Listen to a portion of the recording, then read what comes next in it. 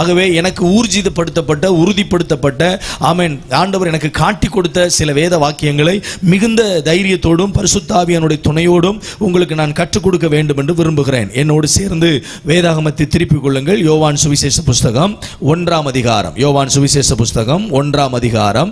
ஆமென். அதனுடைய 6, 7, 8 வசனம், 15வது வசனம், 19வது வசனத்திலிருந்து 23வது வசனம் வரை உள்ள வசனங்களை நாம் வாசிக்க போகிறோம். எல்லாரும் வேதத்தை எடுத்துக்கொள்ளலாம். யோவான் சுவிசேஷ புஸ்தகம் 1ஆம் அதிகாரம் 6வது வசனத்திலிருந்து 8வது வசனம், அதே போல 15வது வசனம், அதே போல 19வது வசனத்திலிருந்து 23வது வசனம் வரை உள்ள வசனங்களை நம்ம வாசிக்க போகிறோம். மைக் வச்சிருக்கிறவங்க நீங்க அந்த வசனங்களை ஆமென் மைக்ல வாசிக்கும்படி அன்பாய் கேட்கிறேன். ஏனென்றால் உலகத்தில் இருக்கக்கூடிய ஏராளமான தேசங்களில் தமிழ் பேசக்கூடிய மக்களுக்கு இந்த நிகழ்ச்சிகள் நேரடியாக ஒளிபரப்பு செய்யப்படுகிறது. ஆகவே அவர்களுக்கும் இந்த வசனங்கள் போய் சேர வேண்டும் என்பதற்காக மிகுந்த சிரத்தை எடுத்து இந்த காரியங்களை செய்கிறார்கள். ஆகவே சேர்ந்து என்னோடு கூட இந்த வசனங்களை வாசிக்க அன்பாய் கேட்கிறேன். வாசிங்க பார்க்கலாம். யோவான் 1ஆம் அதிகாரம் 1வது 6வது வசனத்திலிருந்து 8வது வசனம் வரை. தேவனால் அனுப்பப்பட்ட ஒரு மனுஷன் இருந்தான். தேவனால் அனுப்பப்பட்ட ஒரு மனுஷன் இருந்தான். அவன் பேர் யோவான். அவன் பேர் யோவான். அவன் தன்னால் எல்லாரும் விசுவாசிக்கும்படி அந்த ஒளியை குறித்து சாட்சி கொடுக்க சாட்சியாக வந்தான். அவன் அந்த ஒளி அல்ல. அவன் அந்த ஒளி அல்ல. அந்த ஒளியை குறித்து சாட்சி கொடுக்க வந்தவனாய் இருந்தான். யோவான் அவரை குறித்து சாட்சி கொடுத்து, எனக்கு பின் வருகிறவர் எனக்கு முன் இருந்தவர், ஆகையால் அவர் என்னிலும் மேன்மை உள்ளவர் என்று நான் சொல்லியிருந்தேனே, அவர் இவர்தான் என்று சத்தமிட்டு கூறினான். எருசலேமிலிருந்து யூதர்கள் ஆசாரியரையும் லேவியரையும் யோவானிடத்தில் அனுப்பி, நீர் யார் என்று கேட்டபொழுது அவன் மறுதலியாமல் அறிக்கையிட்டதுமன்றி நான் கிறிஸ்து அல்ல என்றும் அறிக்கையிட்டான். அப்பொழுது அவர்கள், பின்ன யார், நீர் எலியாவா என்று கேட்டார்கள். அதற்கு நான் அவன் அல்ல என்றான். நீர் தீர்க்கதரிசி ஆனவரா என்று கேட்டார்கள். அதற்கும் அல்ல என்றான். அவர்கள் பின்னும் அவனை நோக்கி, நீர் யார், எங்களை அனுப்பினவர்களுக்கு நாங்கள் உத்தரவு சொல்லும்படிக்கு உம்மை குறித்து என்ன சொல்லுகிறீர் என்று கேட்டார்கள். அதற்கு அவன், கர்த்தருக்கு வழியை செவை பண்ணுங்கள் என்று ஏசாயா தீர்க்கதரிசி சொன்னபடியே நான் வனாந்தரத்தில் கூப்பிடுகிறவனுடைய சத்தமாய் இருக்கிறேன்.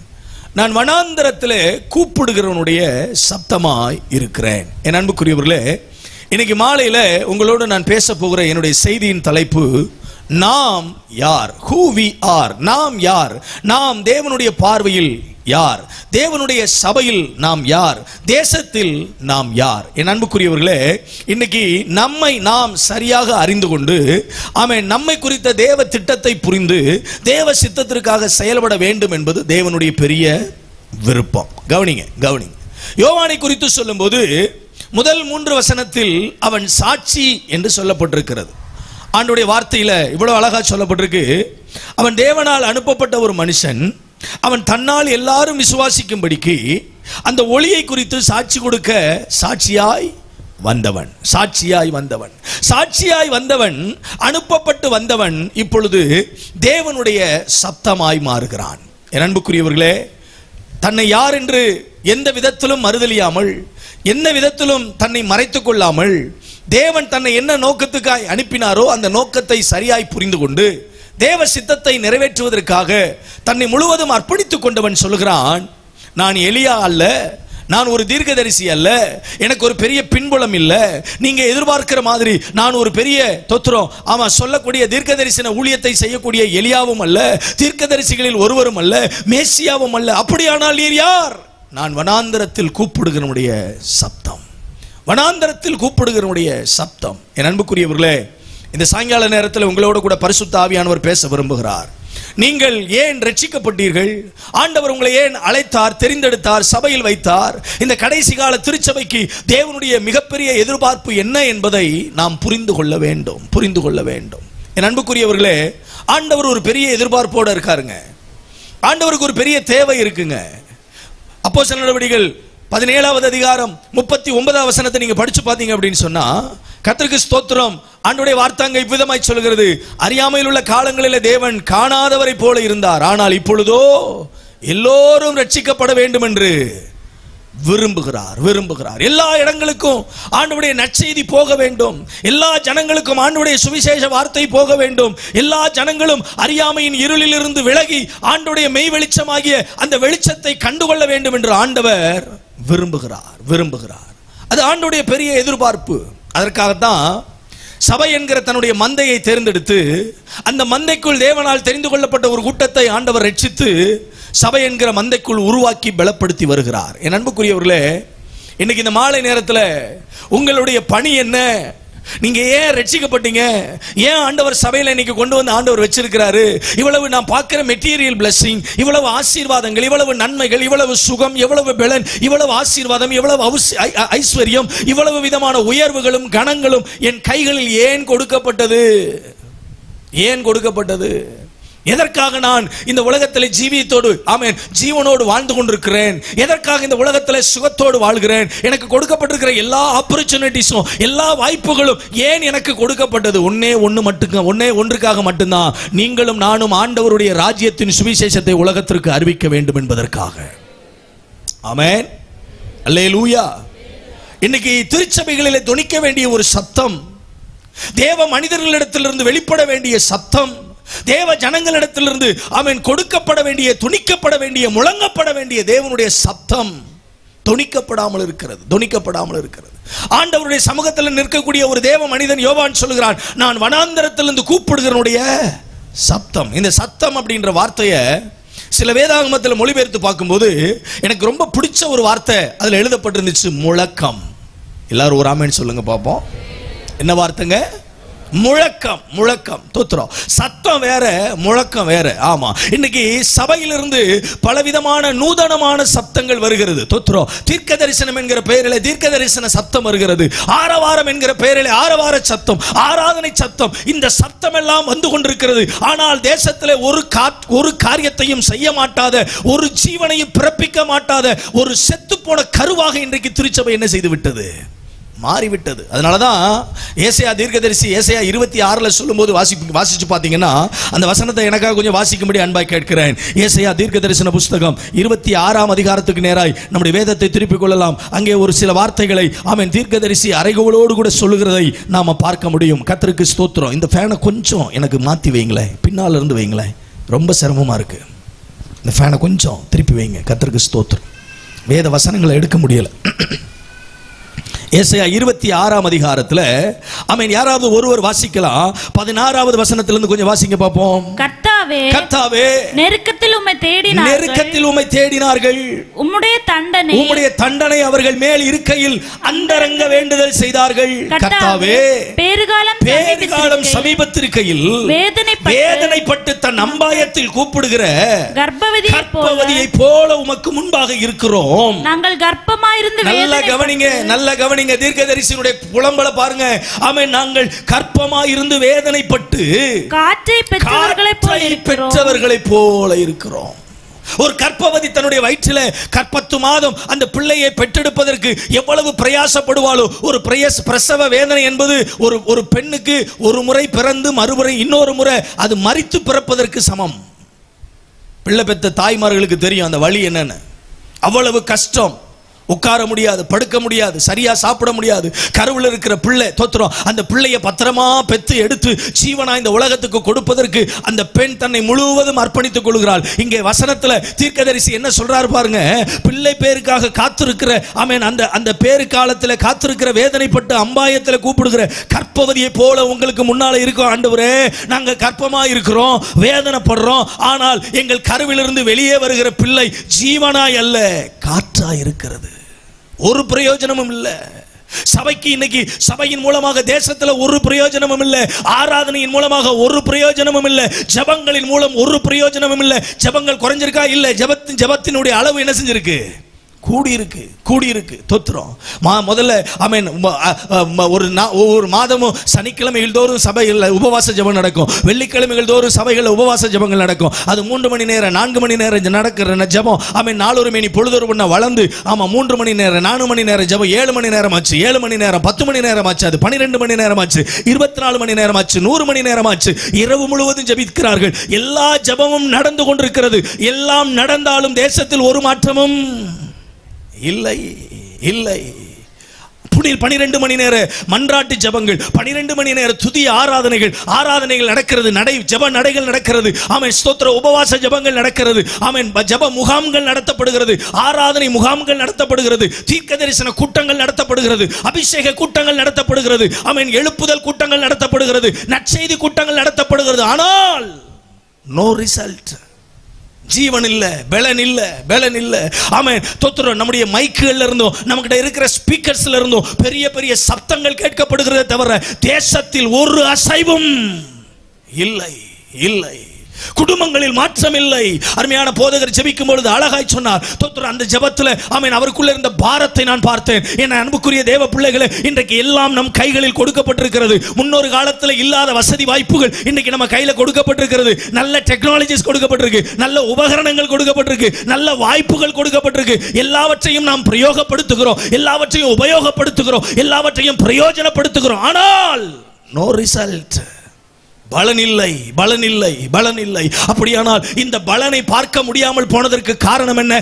சபையிலிருந்து துணிக்கப்பட வேண்டிய சத்தம், சபையிலிருந்து துணிக்கப்பட வேண்டிய முழக்கம் துணிக்கப்படல.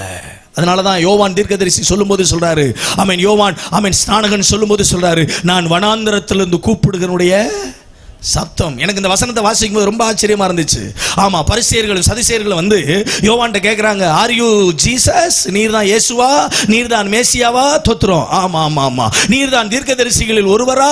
நீர் தான் எலியாவா? இன்னைக்கு ஆமென் அவ்வளவு பெரிய சாதித்த ஊழியத்தை செய்த, அவ்வளவு பெரிய திருஷ்டாந்தமான ஊழியத்தை செய்த, அவ்வளவு துணிச்சலோட ஊழியத்தை செய்த, ஏரோதனுடைய குற்றத்தை மிக தைரியமாய் முகத்துக்கு முகம் நின்று சொன்ன அவ்வளவு பெரிய மாமனிதன் சொல்கிறான், வனாந்தரத்திலிருந்து கூப்பிடுகிறனுடைய சத்தம்.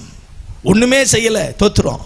ஆமா, ஒரே ஒரு பாட்டு தான் பாடி இருப்போம். அந்த ஒத்த பாட்டு ஊரெல்லாம் ஹிட் ஆயிருச்சு. தோத்துறோம். அந்த ஊரெல்லாம் ஹிட் ஆன அந்த பாட்டை வச்சு ஆமென் அந்த ஒரு பாடலை வச்சே ஓயாம சபையில ஊழியக்காரங்களை கூப்பிட்டு அவங்களை திரும்ப மற்ற எல்லா பட்டணங்களையும், எந்த பக்கம் திரும்பினாலும் மோத்திஸ், எந்த பக்கம் திரும்பினாலும் மோத்திஸ்.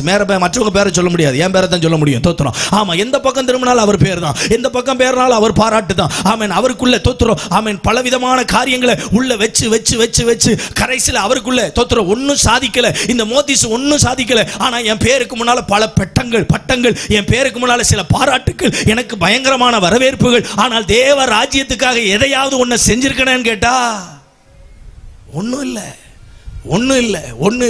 அவங்க கேட்கிறாங்க, நீர் மேசியாவா? ஐயா, யோவானுடைய ஊழியம் முழுவதும் மேசியாவை பிரதிபலிக்கிறதாகவே இருந்துச்சு, மேசியாவை பார்க்கிற மாதிரியே இருந்துச்சு, மேசியாவுடைய ஊழியத்தை போலவே இருந்துச்சு, இயேசுவின் ஊழியத்தை போலவே இருந்துச்சு. அதனால தான் கேட்கிறாங்க, ஆர் யூ ஜீசஸ்? நீர்தான் மேசியாவா? நீர்தான் ரட்சகனா? நீர்தான் இந்த சிறையிருப்பில் இருக்கிற ஜனத்தை விடுவிக்கிற ரட்சகனா? ஏன்னா உன் ஊழியத்தில் நிறைய பேர் விடுவிக்கப்படுறாங்க, உன் பிரசங்கத்தில் நிறைய பேர் விடுவிக்கப்படுறாங்க. ஐயா, அவன் எத்தனை மேன்மையான ஊழியத்தை செய்தாலும், எத்தனை அவனுடைய ஊழியத்தில் கிரியைகள் வெளிப்பட்டாலும் தன்னை மறைத்துக் கொண்டு தன் ஊழியத்தில் கிறிஸ்துவை வெளிப்படுத்தினான். கை உயர்த்தி வராமன்னு சொல்லுங்களேன். நம்ம மூலம் 1000 நடக்கட்டும் ஐயா, நம்ம ஊழியத்தின் மூலம் 1000 நடக்கட்டும், நம்ம பிரசங்கங்கள் மூலம் 1000 நடக்கட்டும், நம்ம பண்ற ஜெபத்தின் மூலம் 1000 நடக்கட்டும். ஆனால் நான் சொல்லுவேன், ஆமென், நம்முடைய காரியங்கள், நம்முடைய ஊழியத்தின் மூலம், நம்முடைய ஜெபத்தின் மூலம், நடக்கையின் மூலம் நடக்கிற எல்லா காரியங்களிலேயும் கிறிஸ்து ஒருவரே மகிமைப்படுத்தப்பட வேண்டுமே ஒழிய தன்னை மகிமைப்படுத்துவதற்கு இந்த ஊழியம் இல்லை. எத்தனை பேர் ஆமென் சொல்லுவீங்க? அல்லேலூயா, அல்லேலூயா. யோவான் சொல்லுகிறான், நான் மேசியா அல்ல. அப்படியானால் தீர்க்கதரிசியில் ஒருவரோ? தோத்திரம். தீர்க்கதரிசியாகவே மாறாத, தீர்க்க தரிசனம்னா என்னன்னே தெரியாத, தீர்க்க தரிசனத்தை சரியாய் சொல்லாத, குருட்டாம்போக்கில் வர்றதுல வாயில வர்றதெல்லாம் அடிச்சு தோத்திரம் மனசுல தோன்றுகிறத, சிந்தையில தோன்றுகிறதெல்லாம் தீர்க்க தரிசனமா சொல்லி ஜனங்களை வஞ்சிக்கிறவர்கள் தீர்க்கதரிசி என்று சொல்லுகிறார்கள். ஆனால் உண்மையாகவே தீர்க்க தரிசன ஊழியத்தை செய்தவன் சொல்லுகிறான், I am not a prophet.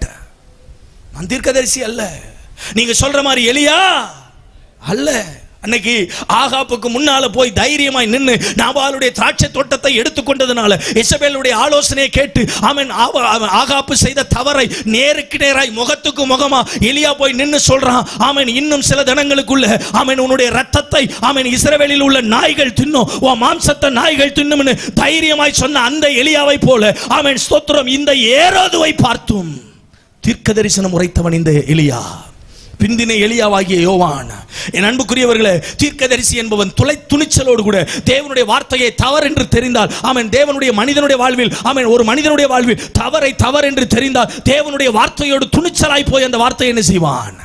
சொல்லுவான். பயப்பட வேண்டிய அவசியம் இல்ல. தீர்க்கதரிசி பயப்பட வேண்டிய அவசியம் இல்ல. ஆண்டவர் சொல்லிட்டார், நான் சொல்லிட்டு போயிட்டே இருக்கணும். தோத்துறோம். அவங்க என்ன சொல்லுவாங்களோ, இவங்க என்ன சொல்லுவாங்களோ, அவங்க ஒரு மாதிரி பார்ப்பாங்களா, இவங்க ஒரு மாதிரி பார்ப்பாங்களா, இவங்க நம்மளை நினைப்பாங்களா, ஏற்றுக்கொள்வாங்களா மாட்டாங்களா, இவங்க நமக்கு காணிக்க கொடுப்பாங்களா மாட்டாங்களா, டோன்ட் லீஸ்ட் பாதர் எனிதிங். அதை பற்றி கவலைப்பட வேண்டிய அவசியம் இல்லை. கர்த்தர் சொல்லிவிட்டால் சொன்னதை துணிச்சலோடு சொல்லுகிறவனுக்கு பெயர் தான் தீர்க்கதரிசி.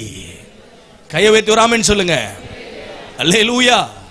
இன்னைக்கு இருக்கிற தீர்க்கதரிசிகள்லாம் தோத்துறோம். தடவி கொடுக்கிறதும், சொல்லி கொடுக்கிறதும், பாராட்டுறதும், உற்சாகப்படுத்துறதும், இன்னும் மேன்மைப்படுத்துவார், இன்னும் உன்னை உயர்த்துவார். நான் சொல்லுவேன், உயர்வுகளும் மேன்மைகளுக்கும் எதிரானவன் அல்ல நான். எல்லா உயர்வுகளும் எல்லா மேன்மைகளும் கர்த்தருடைய பிரமாணத்துக்கு உட்பட்டவைகள். தேவன் சொல்லுகிறபடி ஒரு மனிதனுடைய வாழ்க்கையில் மாற்றம் உண்டாகும் போது, அவன் மனம் திரும்புவதற்கு தன் வாழ்க்கையை அர்ப்பணிக்கும் பொழுது, இந்த உலகத்தில் இயற்கைக்கு அப்பாற்பட்ட விதத்தில் உயர்த்துகிற தேவனாக்கும் நம்முடைய தேவன். ஆமென். எல்லா குவாலிட்டி இருந்துச்சுங்க யோவானுக்கு, எல்லா டிக்னிட்டி இருந்துச்சுங்க யோவானுக்கு, எல்லா விதமான ஊழியத்தினுடைய அழைப்பும் அபிஷேகமும் இருந்துச்சு யோவானுக்கு. ஆனால் யோவான் தன்னை தாழ்த்தி கொண்டு சொன்ன ஒரு வார்த்தை, நான் ஊழியனாக, நான் தீர்க்கதரிசியாக, நான் மேசியாவாக, நான் ஒரு மாபெரும் தேவ மனிதனாக என்னை காட்டிக்கொள்ள விரும்பவில்லை. என்னை ஆண்டவர் இந்த பூமிக்கு அனுப்பினதற்கு ஒரு நோக்கம் உண்டு. அந்த நோக்கம் என்னிடத்திலிருந்து ஒரு முழக்கத்தை உண்டாக்குவதற்கு. ஆமென். உங்க மூலமா என்ன வேணாலும் நடந்திருக்கலாம். உங்க மூலமா எப்படிப்பட்ட அற்புதங்கள் வேணா நடந்திருக்கலாம். உங்க மூலமா எப்படிப்பட்ட கிரியைகள் வேணா நடந்திருக்கலாம். அந்த கிரியைகளுக்கு நடுவில், அந்த அற்புதங்களுக்கு நடுவில் நீங்க சொல்ல வேண்டிய ஒரே ஒரு விஷயம், ஆண்டவர் என்னை ரட்சித்தது, ஆண்டவர் என்னை அபிஷேகித்தது, ஆண்டவர் என்னை சபையில் கொண்டு வந்து வைத்தது, ஆண்டவர் இந்த பட்டணத்தில் என்னை வாழ வைத்திருக்கிறது. என் பெயரை பெருமைப்படுத்தவோ, என்னை அடையாளப்படுத்தவோ, என்னை உயர்த்தி காட்டவோ, எனக்கு ஒரு டிக்னிட்டியை காட்டி கொடுப்பதற்கோ அல்ல. ஆண்டவர் என்னை இந்த இடத்தில் வைத்திருப்பது அவருடைய சத்தத்தை முழங்கச் செய்வதற்கு, அவருடைய துணி முழங்கச் செய்வதற்கு, அவரே ஆண்டவர் என்று பிரசங்கிப்பதற்கு. ஆமென். அப்படியானால் இன்றைக்கு சபைகளில் துணிக்கப்பட வேண்டிய சத்தம், சபைகளில் முழங்கப்பட வேண்டிய சத்தம். ஆகவே அந்த சத்தத்தை நாம் முழங்காமல் போனதினால் தேசத்தில் இன்னும் எழுப்புதல் இல்லை. ஆமென். நாம் தொனிக்க வேண்டிய சத்தத்தை நாம் தொனிக்காமல் போனதினால் ஆத்தும ஆதாயம் இல்லை. நாம் தொனிக்க வேண்டிய சத்தத்தை ஆமென் நாம் தொனிக்காமல் போனதினால் ஜனங்கள் ஆண்டவரிடத்தில் இன்னும் வந்து சேர இல்லை. ஆக நாம் தொனிக்க வேண்டிய சத்தத்தை தொனிக்க வேண்டும். இன்றைக்கு கடைசி நாட்களில், கடைசி கால திருச்சபையில் இருந்து முழங்க வேண்டிய 3 சத்தங்களை குறித்து உங்களோடு கூட நான் கர்த்தருடைய வார்த்தையாக சொல்ல விரும்புகிறேன். என் அன்புக்குரியவர்களே, முதலாவதாக சபையில் தொனிக்கப்பட வேண்டிய சத்தம். அன்றைக்கு யோவான் ஸ்நானகன் தொனித்த முதலாவது சத்தம் வாசியுங்கள். யோவான் சுவிசேஷ புத்தகம் 1ஆம் அதிகாரம் 24வது வசனம், 27வது வசனம், 30வது வசனம்.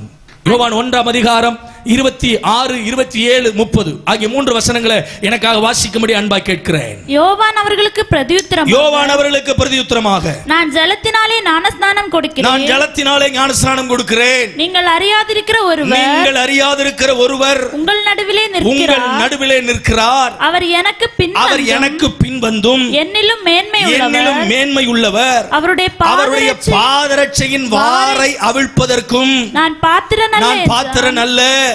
எனக்கு பின் ஒருவர் வருகிறார், அவர் எனக்கு முன்னிருந்தபடியால் என்னிலும் மேன்மை உள்ளவர் என்று நான் சொன்னேனே, அவர் இவர்தான். இயேசுவை பக்கத்துல வச்சுட்டு யோவான் ஸ்நானகன் சொல்லுகிற ஒரு வார்த்தை, சத்தம் போட்டு சொல்லுகிற ஒரு முழக்கம். என்ன முழக்கம் தெரியுமா? மேல இருந்து வாசிச்சு பாத்தீங்கன்னா, நீங்கள் அறியாதிருக்கிற ஒருவர் இங்கே உங்கள் நடுவில் என்ன செய்கிறார்? இருக்கிறார். நான் உங்களுக்கு ஜலத்தினால் ஞானஸ்நானம் கொடுக்கிறேன். ஆனால் நான் உங்களுக்கு அறிமுகப்படுத்த போகிற இந்த இயேசு என்னை விட முன்னால ஆமென் பிதாவினுடைய மடியில் இருந்தவர். உலக தோற்றம் முதல் ஆமென் ஆரம்ப நாட்களில் இருந்து பிதாவோடு இருந்தவர். உலக சிருஷ்டிப்பில் அவருடைய பங்கு இருந்தது. அப்படிப்பட்ட சர்வ வல்லமையுள்ள தேவன் ஆமென் இங்கே வந்திருக்கிறார். அவர் எல்லாவற்றிலும் மேலானவர். அவர் யோனாவிலும் பெரியவர், அவர் சாலமோனிலும் பெரியவர், அவர் தேவாலயத்திலும் பெரியவர், அவர் எல்லா கணத்திற்கும் மகிமைக்கும் பாத்திரர். அவர் பாதத்தின் ஆமென் பாதரட்சையின் வாரை அவிழ்ப்பதற்கும் நான். கையை வைத்து ஒரு ஆமென் சொல்லுங்க பாப்போம். நான் சொல்லுவேன், இது சாட்சியின் முழக்கம். கை வைத்து ஒரு ஆமென் சொல்லுங்க பாப்போம்.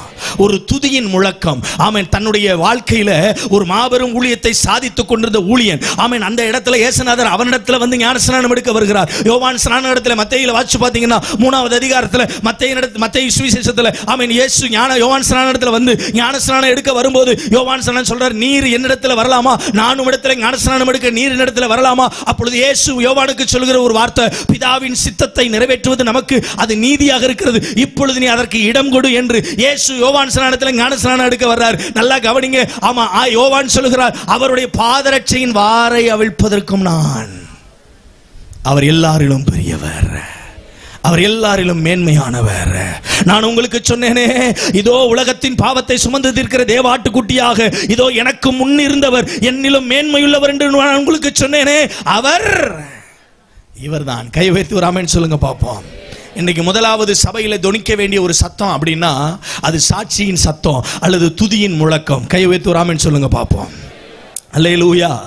ஐயா, இன்னைக்கு துதிக்கிற துதி, தோத்திரம், ஆராதிக்கிற ஆராதனை தேவனுடைய நாமத்தை மகிமைப்படுத்துகிற அளவுக்கு, தேவனுக்கு மகிமை உண்டாக்குற அளவுக்கு இருக்கா அப்படின்னு கேட்டா, ஆமென், ஸ்தோத்திரம், ஆமென், பாடுகிற பாடல்களும் துதிகளும் ஆராதனைகளும் ஆராதனையை நடத்துகிறவர்களுக்கும் ஆராதனையை லீட் பண்ணி கொண்டு போகிறவர்களுக்கும் தான் அதுல மரியாதையும் மகிமை இருக்கே தவிர, பாடல்கள்ல தோத்திரம், ஆமென், பாடல்களை எழுதினவர்களுக்கு மகிமை வருதே தவிர, தோத்திரம், பாடலுக்கு உரியவரான அந்த பரலோக தகப்பனுக்கு என்ன வரல.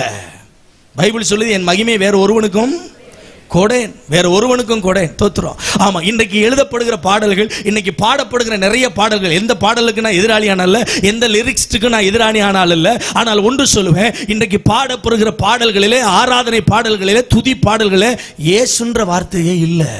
ஐயா, நான் சொல்றது ஒத்துக்கிறீங்களா? உண்மைதானா? இயேசுன்ற வார்த்தையே இல்லையா? இயேசுன்ற வார்த்தையே இல்ல. தோத்திரம், இயேசுவை உயர்த்தாத பாடல்கள், இயேசு என்கிற நாமத்தை அறிக்கை செய்யாத எந்த ஆவியும் அந்தி கிறிஸ்துவின் ஆவி. வேதம் சொல்லுது, ஆண்டவருடைய நாமத்தை மகிமைப்படுத்துவதற்கு ஏதுவான ஆராதனைகள். அருமையான பாஸ்டர் ஆராதனை நடத்தும் போது கர்த்தருக்கு ஸ்தோத்திரம், கடைசி ஆராதனை நேரத்தில் தேவ பிரசன்னத்தை அவ்வளவு மகிமையாய் உணர முடிந்தது. அந்த பாடலுடைய கடைசி வரிகள் சொல்கிறது, வாழ்ந்தாலும் ஆமென், நான் இந்த உலகத்தில் எல்லா நிலைகளிலும் எந்த இடத்துல உயர்ந்தாலும் அது யாருக்காக? இயேசுவுக்காக. கை வைத்து ஒரு ஆமென் சொல்லுங்க பாப்போம். அல்லேலூயா, அல்லேலூயா. ஐயா, அதனால தான் சங்கீதக்காரன் சொல்லும்போது கர்த்தரை துதிப்பதும் அவர் நாமத்தை மேன்மைப்படுத்துவதும் எவ்வளவு முக்கியமானது என்பதை சொல்லும்போது சங்கீதம் 100ல சொல்லி ஆரம்பிக்கிறாரு. ஆமென், துதியோடு அவருடைய வாசலுக்குள்ள என்ன செய்ய வேண்டுமாம்?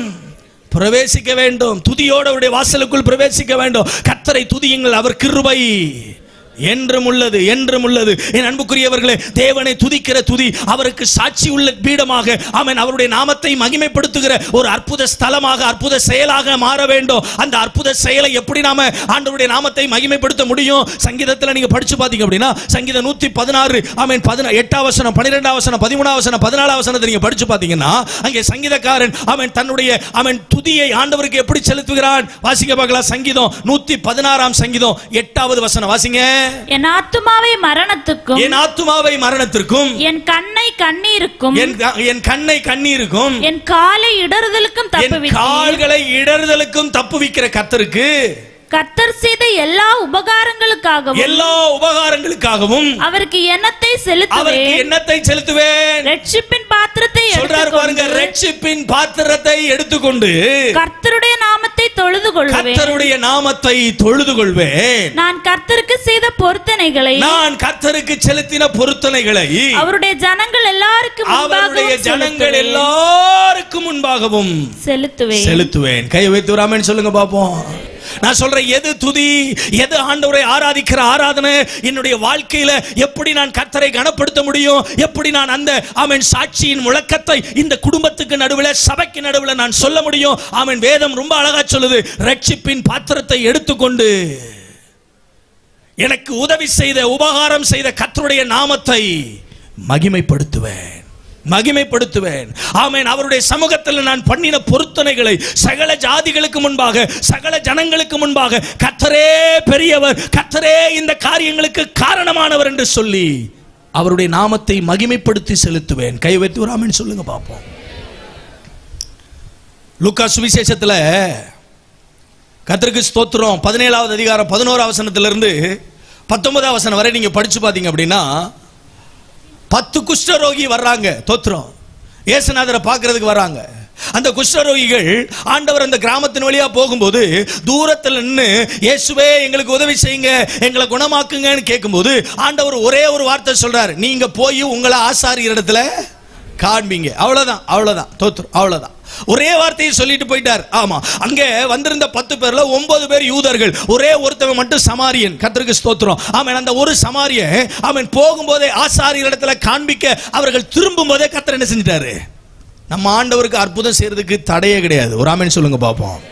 எப்ப அற்புதம் செய்வார், எப்படி அற்புதம் செய்வார் யாருக்குமே தெரியாது. சிலரை தொட்டு அற்புதம் செய்வார், சிலரை தொடாமலே அற்புதம் செய்வார், சிலரை பார்க்கும்போது அற்புதம் செய்வார், சிலருடைய வாயினால அவன் கொன்ன வாய் உடையவனுக்கு அவன் தன்னுடைய உதட்டை வச்சு தன் வாயை வச்சு அவனுக்குள்ள உமிழ்நீரை வச்சு தொட்டு சுகமாக்கினார். அதே மாதிரி குருடனாய் இருந்தவனுக்கு உமிழ்நீரை உண்டாக்கி உமிழ்நீர்ல சேற்றை உண்டாக்கி கண்களில் பூசி சீலோவாம் குளத்துல போய் கழுவுன்னு சொன்னார். இங்க ரொம்ப ஆச்சரியமா இருக்கு. குஷ்டரோகிகள் ஊருக்கு புறம்பா இருக்கக்கூடியவர்கள், அவங்க ஊருக்குள்ள வரக்கூடாது. தோத்திரம். அவங்க குஷ்டரோகம் சரியான பிற்பாடு தங்களுக்கு ஒரு பலியை செலுத்தி ஆசாரியத்துல கொண்டு போய் காமிச்சு பலி செலுத்தின பிற்பாடு தான் உள்ள ஆலயத்துக்குள்ள வீட்டுக்குள்ள என்ன செய்ய முடியும், பட்டணத்துக்குள்ளே வர முடியும். இப்ப தூரத்தில் நிக்கிறாங்க. இயேசுநாதர்ட்ட ஒரு விண்ணப்பத்தை வைக்கிறாங்க, ஐயா எங்களை சுகமாக்கணும். ஆண்டவர் ஒரே வார்த்தை சொல்லிட்டார், நீ போய் உன்னை ஆசாரியன் இடத்துல காண்பி. அவ்வளவுதான். எப்ப காண்பின்னு சொன்னாரோ அப்பமே ஹீலு. கையை வைத்து ஒரு அழிலே சொல்லுங்க. எப்ப ஆண்டவருடைய வார்த்தை அவர்கள் காதுல விழுந்துச்சு அப்பமே ஆண்டவர் அவங்களை ஹீல் பண்ணிட்டார். இப்போ 9 பேர் சுகமாயிட்டாங்க. ஆமென். 10 பேர் சுகமாயிட்டாங்க. ஒரே ஒருத்தவன் மட்டும் வந்து ஆண்டவருக்கு நன்றி சொல்றான். எப்படி நன்றி சொல்றான் பாருங்க. அந்த வசனத்தை கொஞ்சம் எனக்காக வாசிங்க பார்க்கலாம். 16, 17, 18 வாசிங்க பார்ப்போம். அவர்களில் ஒருவன் தான் ஆரோக்கியமானதை கண்டு திரும்பி வந்து உரத்த சத்தத்தோட எப்படிங்க உரத்த சத்தத்தோட தேவனை மகிமைப்படுத்தி அவருடைய பாதத்தருகே முகங்குப்புற விழுந்து அவருக்கு ஸ்தோத்திரம் செலுத்தினான். கை வைத்து ஒரு ஆமென் சொல்லுங்க பாப்போம். அல்லேலூயா. ஆண்டவர் என்னை சுகமாக்கினார் என்றதை தெரிந்தவுடன் அவனுடைய குஷ்டரோகம் அவனை விட்டு மாறின உடனேயும் அவன்கிட்ட இருந்து ஒரு சத்தம் வந்துச்சு. என்ன சத்தம்? நான் நினைக்கிறேன் அந்த சத்தத்துக்கு ஒரே சத்தமா இருந்திருக்கும். என்ன சத்தமா இருந்திருக்கும்னு கேக்குறீங்களா? ஆமென். இயேசு பெரியவர், இயேசு பெரியவர், இயேசு பெரியவர், என் குஷ்டரோகத்திலிருந்து எனக்கு சுகம் கொடுத்த இயேசு. சத்தமா சொல்லுங்க. அல்லேலூயா. உரத்த சத்தத்தோடு கூட நான் சுகமானேன், இயேசு என்னை சுகமாக்கினார், எனக்கு விடுதலை கொடுத்தார். குஷ்டரோகியா இருந்த என்னை, ஊருக்கு புறம்பே தள்ளின என்னை ஆண்டவர் இயேசு சுகமாக்கினார் என்று இயேசுவின் நாமத்தை உயர்த்தி கொண்டு உரத்த சத்தத்தோடு வந்தான். என் அன்புக்குரிய தேவ பிள்ளையே, இன்னைக்கு கர்த்தர் உனக்கு செய்த நன்மைக்காக நீ உரத்த சத்தத்தோடு கர்த்தரை துதிக்கிறாயா? ஆண்டவருக்கு சாட்சி உள்ள ஜீவியமாய் அவருடைய நாமத்தை மகிமைப்படுத்துகிற, ஆமென், அவருடைய நாமத்தை உயர்த்துகிற அந்த ஒரு மாபெரும் சத்தம் முழக்கம் உன்னிடத்திலிருந்து வருகிறதா? அல்லேலூயா. எவ்வளவு நன்மையை கர்த்தர் நமக்கு செஞ்சிருக்கிறாரு. ஒரு நன்மையா, 2 நன்மையா? தோத்திரம். நான் சொல்லுவேன், நம்ம உசுரோட இன்னைக்கு இருக்கிறதே தேவனுடைய பெரிய கிருபை. அல்லேலூயா. உயிரோட இருக்கிறது கர்த்தருக்கு ஸ்தோத்திரம். ஆமென். இவ்வளவு நன்மையை பெற்ற நம்ம, இவ்வளவு அற்புதங்களை பெற்ற நம்ம சபையில வந்து ஆண்டவரை துதிக்க என்ன செய்ய மாட்டேங்கிறோம்? வாய திறக்க மாட்டேங்கிறோம். தோத்துறோம். ஆமா, ஆராதனை நடத்துற நாங்க வாயை தர அப்பொழுது கர்த்தர் அதை நிரப்புவார். அப்படிலாம் ஏதோ 4 மாயாஜாலமான வார்த்தைகள், சில விதமான வார்த்தைகள், உங்களை உற்சாகப்படுத்துறமான வார்த்தைகள் அப்படிலாம் சொல்லி உங்களை வாயை திறக்க வச்சு கையை தட்டுங்க, எந்திரிங்க, ஆமென் சொல்லுங்க, அல்லேலூயா சொல்லுங்க, ஸ்தோத்திரம் சொல்லுங்க, ஆமென் சொல்லுங்க, கர்த்தர் செஞ்ச நன்மைகளுக்காக சத்தத்தை உயர்த்துங்க. என்ன சொன்னாலும் சில ஆள்லாம் கடப்பாறை முழுங்கின மாதிரி அப்படியே இருக்கும். நான் உங்களை சொல்லல, ஆனா உங்களுக்கு தான் சொல்றேன். கையை வைத்து ஒரு அல்லேலூயா சொல்லுங்க பாப்போம். கடப்பாறை முழுங்கின மாதிரி. தோத்துறோம். பாட்டு பாடாது, கையை தட்டாது, ஆமென் சொல்லாது, அல்லேலூயா சொல்லாது. எனக்கு அந்த மாதிரி ஆட்களை பார்க்கும்போது கோவமா வரும். எப்படிப்பட்ட கோபம் தெரியுமா? தோத்துறோம். ஆவிக்குரிய கோபம் தான். எப்படி கோபம்? ஆமா, இவ்வளவு நன்மை ஆண்டவர் செஞ்சிருக்கிறாரு, இது வாயை திறந்து என்ன செய்ய மாட்டேங்குது? ஆண்டவருக்கு நன்றி சொல்ல மாட்டேங்குது. தோத்துறோம். ஆமா, நீங்க யாரும் தப்பா எடுக்கப்படாது. ஆமா, எங்க சபையில கீபோர்டு சவுண்டை விட எங்க ஜனத்தினுடைய சத்தம் அதிகமா வரணும். இல்லாட்டினா விட மாட்டேன். தோத்துறோம். பாட்டு பாடுற பாட்டு சத்தத்தை விட, மைக்கு சத்தத்தை விட ஜனத்தினுடைய சத்தம் என்ன செய்யணும்? கூடணும். ஏன்னா அந்த சத்தம் கர்த்தர் நமக்கு நன்மை செய்யும் போது, ஆண்டவர் ஒரு அற்புதத்தை செஞ்சுட்டு இருக்கும்போது, நான் சொல்றேனே, ஒரு நஷ்டம் வந்த போது ஓன்னு கத்துறோம், ஒரு எதிர்பார்க்காத இழப்பு வந்த போது ஓன்னு கத்துறோம், சொல்ல முடியாத ஒரு சந்தோஷம் உள்ள வந்துச்சுன்னா எப்படி இருப்போம்? ஐயா, அப்போஸ்தலர் நடவடிக்கைகள் 3வது அதிகாரத்துல பிறவியாய் முடவனாய் கிடந்தவனுக்கு அலங்கார வாசல்ல உட்கார வச்சு பிச்சை எடுத்துக்கிட்டு இருக்காங்க. பேதுரும் யோவானும் போய் வெள்ளியும் இல்ல பொண்ணு இல்ல, எங்கள்கிட்ட இருக்கிறத உனக்கு தர்றோம்னு சொல்லி இயேசுவின் நாமத்தை கொடுத்து கையை பிடிச்சு தூக்கி விடுறாங்க. தோத்துறோம். பல வருஷமா முடங்கி கிடந்தவன், நடக்கவே முடியாதுன்னு நினைச்சுக்கிட்டு இருந்தவன் இப்ப எந்திரிச்சு அவன் கால்கள்லையும் கரடுகள்லையும் பெலன் வந்து எந்திரிச்சு நிக்கிறான். கர்த்தருக்கு ஸ்தோத்திரம். கர்த்தருடைய வார்த்தை சொல்லுது, அவன் எழுந்து நிமிர்ந்து நடந்து குதித்து தேவனை துதித்து கொண்டே தேவாலயத்துக்கு போனான். அல்லேலூயா. எழுந்தான், நின்னா, நடந்தா, அதோட இல்ல. தோத்திரம். குதிச்சான். கையை வைத்து ராமன் சொல்லுங்க. அந்த குதிப்புக்கு காரணம் என்ன? அது சந்தோஷம். அந்த சந்தோஷம். தோத்திரம். ஆமென். இன்னைக்கு சிலர் ஆராதனை நேரத்தில் குதிக்கிறாங்க. ஆமென். குதிக்கிறது தப்பு இல்ல, அது அருவருக்கிற மாதிரி என்ன செய்யக்கூடாது, குதிக்கப்படாது. தோத்திரம். சந்தோஷ மகிழ்ச்சியோட, அந்த மகிழ்ச்சியினுடைய நிறைவோட குதித்து கொண்டே தேவனை துதித்து கொண்டே போனா. ஆமென். அந்த துதியில இருந்த ஒரே ஒரு வார்த்தை என்ன தெரியுமா? இயேசு பெரியவர், இயேசு பெரியவர், இயேசு பெரியவர், இயேசு பெரியவர். முடங்கி கிடந்த என் வாழ்க்கையை மாத்தின இயேசு பெரியவர். ஆமென். மரணத்தின் தருவாயிலே கிடந்த என்னை தூக்கி எடுத்த இயேசு பெரியவர். ஜீவனற்று கிடந்த எனக்கு ஜீவன் கொடுத்த இயேசு. கையை உயர்த்தி ஒரு அல்லேலூயா, அல்லேலூயா. ஆண்டவரை நம்மளால துதிக்க முடியுதா? நம்ம போடுற ஆமென் ஆண்டவருக்காக காட்டுகிற அந்த துதியின் சத்தம், அந்த சாட்சியின் சத்தம் தோத்திரம் தேவ ஜனங்களை தேவன் பக்கமாக என்ன செய்யும்? திருப்பும், திருப்பும், திருப்பும். நல்லா கவனிங்க, நல்லா கவனிங்க. இந்த ஆமென் 10 குஷ்டரோகில ஒரு குஷ்டரோகி வந்து இயேசுவுக்கு நன்றி சொன்னான் பாருங்க. அவன் வந்து நன்றி சொல்லும் போது உரத்த சத்தத்தோட வந்து ஆண்டவருக்கு என்ன செஞ்சான்?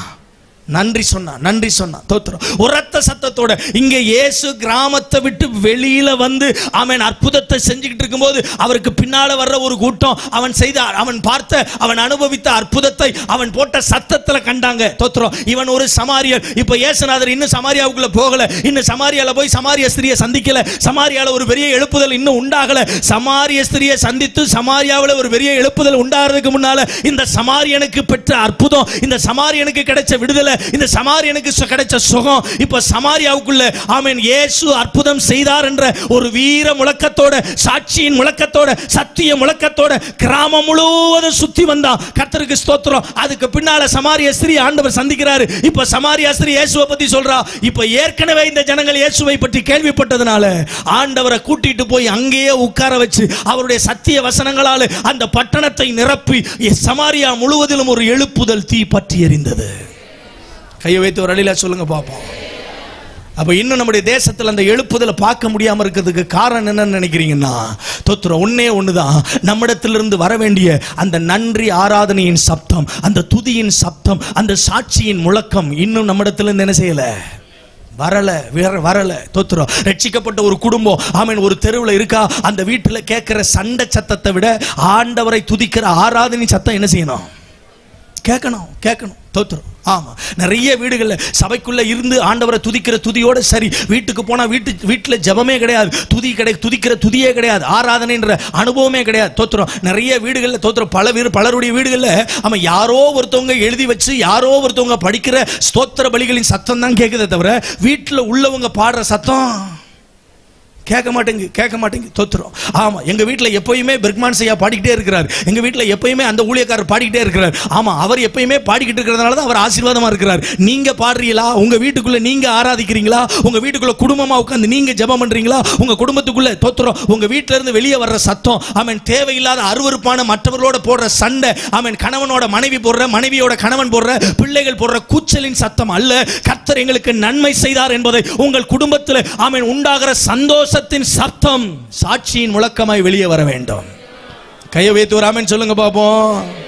நீங்க போடுற ஜெப சத்தம் சாட்சியின் முழக்கமாய் வெளியே வரணும். ஆண்டவர் உங்களுக்கு செய்த நன்மைகளுக்காக நீங்க துதிக்கிற துதியின் சத்தம் சாட்சியின் முழக்கமாய் வெளியே வரணும். தோத்திரம். ஆமா. தெருவில் நடந்து போகும்போது நம்முடைய நடக்கை, நம்முடைய பார்வை, நம்ம பாடுற பாடல், நம்ம துதிக்கிற துதி, நம்ம பண்ற ஆராதனை ஆமென் தெருவில் இருக்கிற அசுத்த வல்லமைகள் எல்லாம் என்ன செய்யணும்? விரட்டணும். கையை வைத்து ஒரு ஆமென் சொல்லுங்க பாப்போம். அல்லேலூயா, அல்லேலூயா. நமக்கு முன்னால ஓடின பரிசுத்தவான்கள் தோத்திரம் பெருசா என்ன பெரிய ஊழியத்தெல்லாம் செய்யல, பெருசா ஒன்றும் சாதிக்கல தோத்திரம். நீங்க நினைக்கலாம் ஆமென் அப்படி பிரசங்கம் பண்ணாங்க இப்படி பிரசங்கம் பண்ணாங்க, அப்படிலாம் ஒன்றும் கிடையாது. ஆமென் பரிசுத்தவான்கள் தெருவில் நடந்து போகும்போது அசுத்த ஆவிகள் அலறி ஓடிச்சு. ஆமென் அங்கே இருந்த விக்கிரக வல்லமைகள் எல்லாம் கூண்டோடு கூட ஆமென் அந்த பகுதியை விட்டு விலகி ஓடிச்சு. ஜனங்கள் ஆங்காங்க ரட்சிக்கப்பட்டாங்க. அவங்க என்ன செஞ்சிருப்பாங்கன்னு நினைக்கிறீங்க? சாட்சியின் முழக்கம். அவர்கள் தெருவில் நடந்து போகும்போது தங்களை பற்றி பேசல. அவங்க தெருவில் நடந்து போகும்போது இயேசு நல்லவர், இயேசு பெரியவர், இயேசு அற்புதர், இயேசு விடுதலை தருகிறவர், இயேசு சுகமாக்குகிறவர், இயேசு பாவங்களை மன்னிக்கிறவர் என்று இயேசுவை பற்றி பேசிக்கொண்டே போனார்கள். அந்த பேசப்பட்ட சாட்சியின் முழக்கம் ஜனங்களை கிறிஸ்து மண்டையில் இழுத்து கொண்டு வந்தது. ஆமெனா? அல்லேலூயா, அல்லேலூயா. அப்ப நம்பர் 1 முதலாவதாக நம்மிடத்திலிருந்து வெளிப்பட வேண்டிய ஆமென் முழக்கம், அந்த சப்தம் சாட்சியின் சப்தம். கை வைத்து ஒரு ஆமென் சொல்லுங்க பாப்போம். அல்லேலூயா.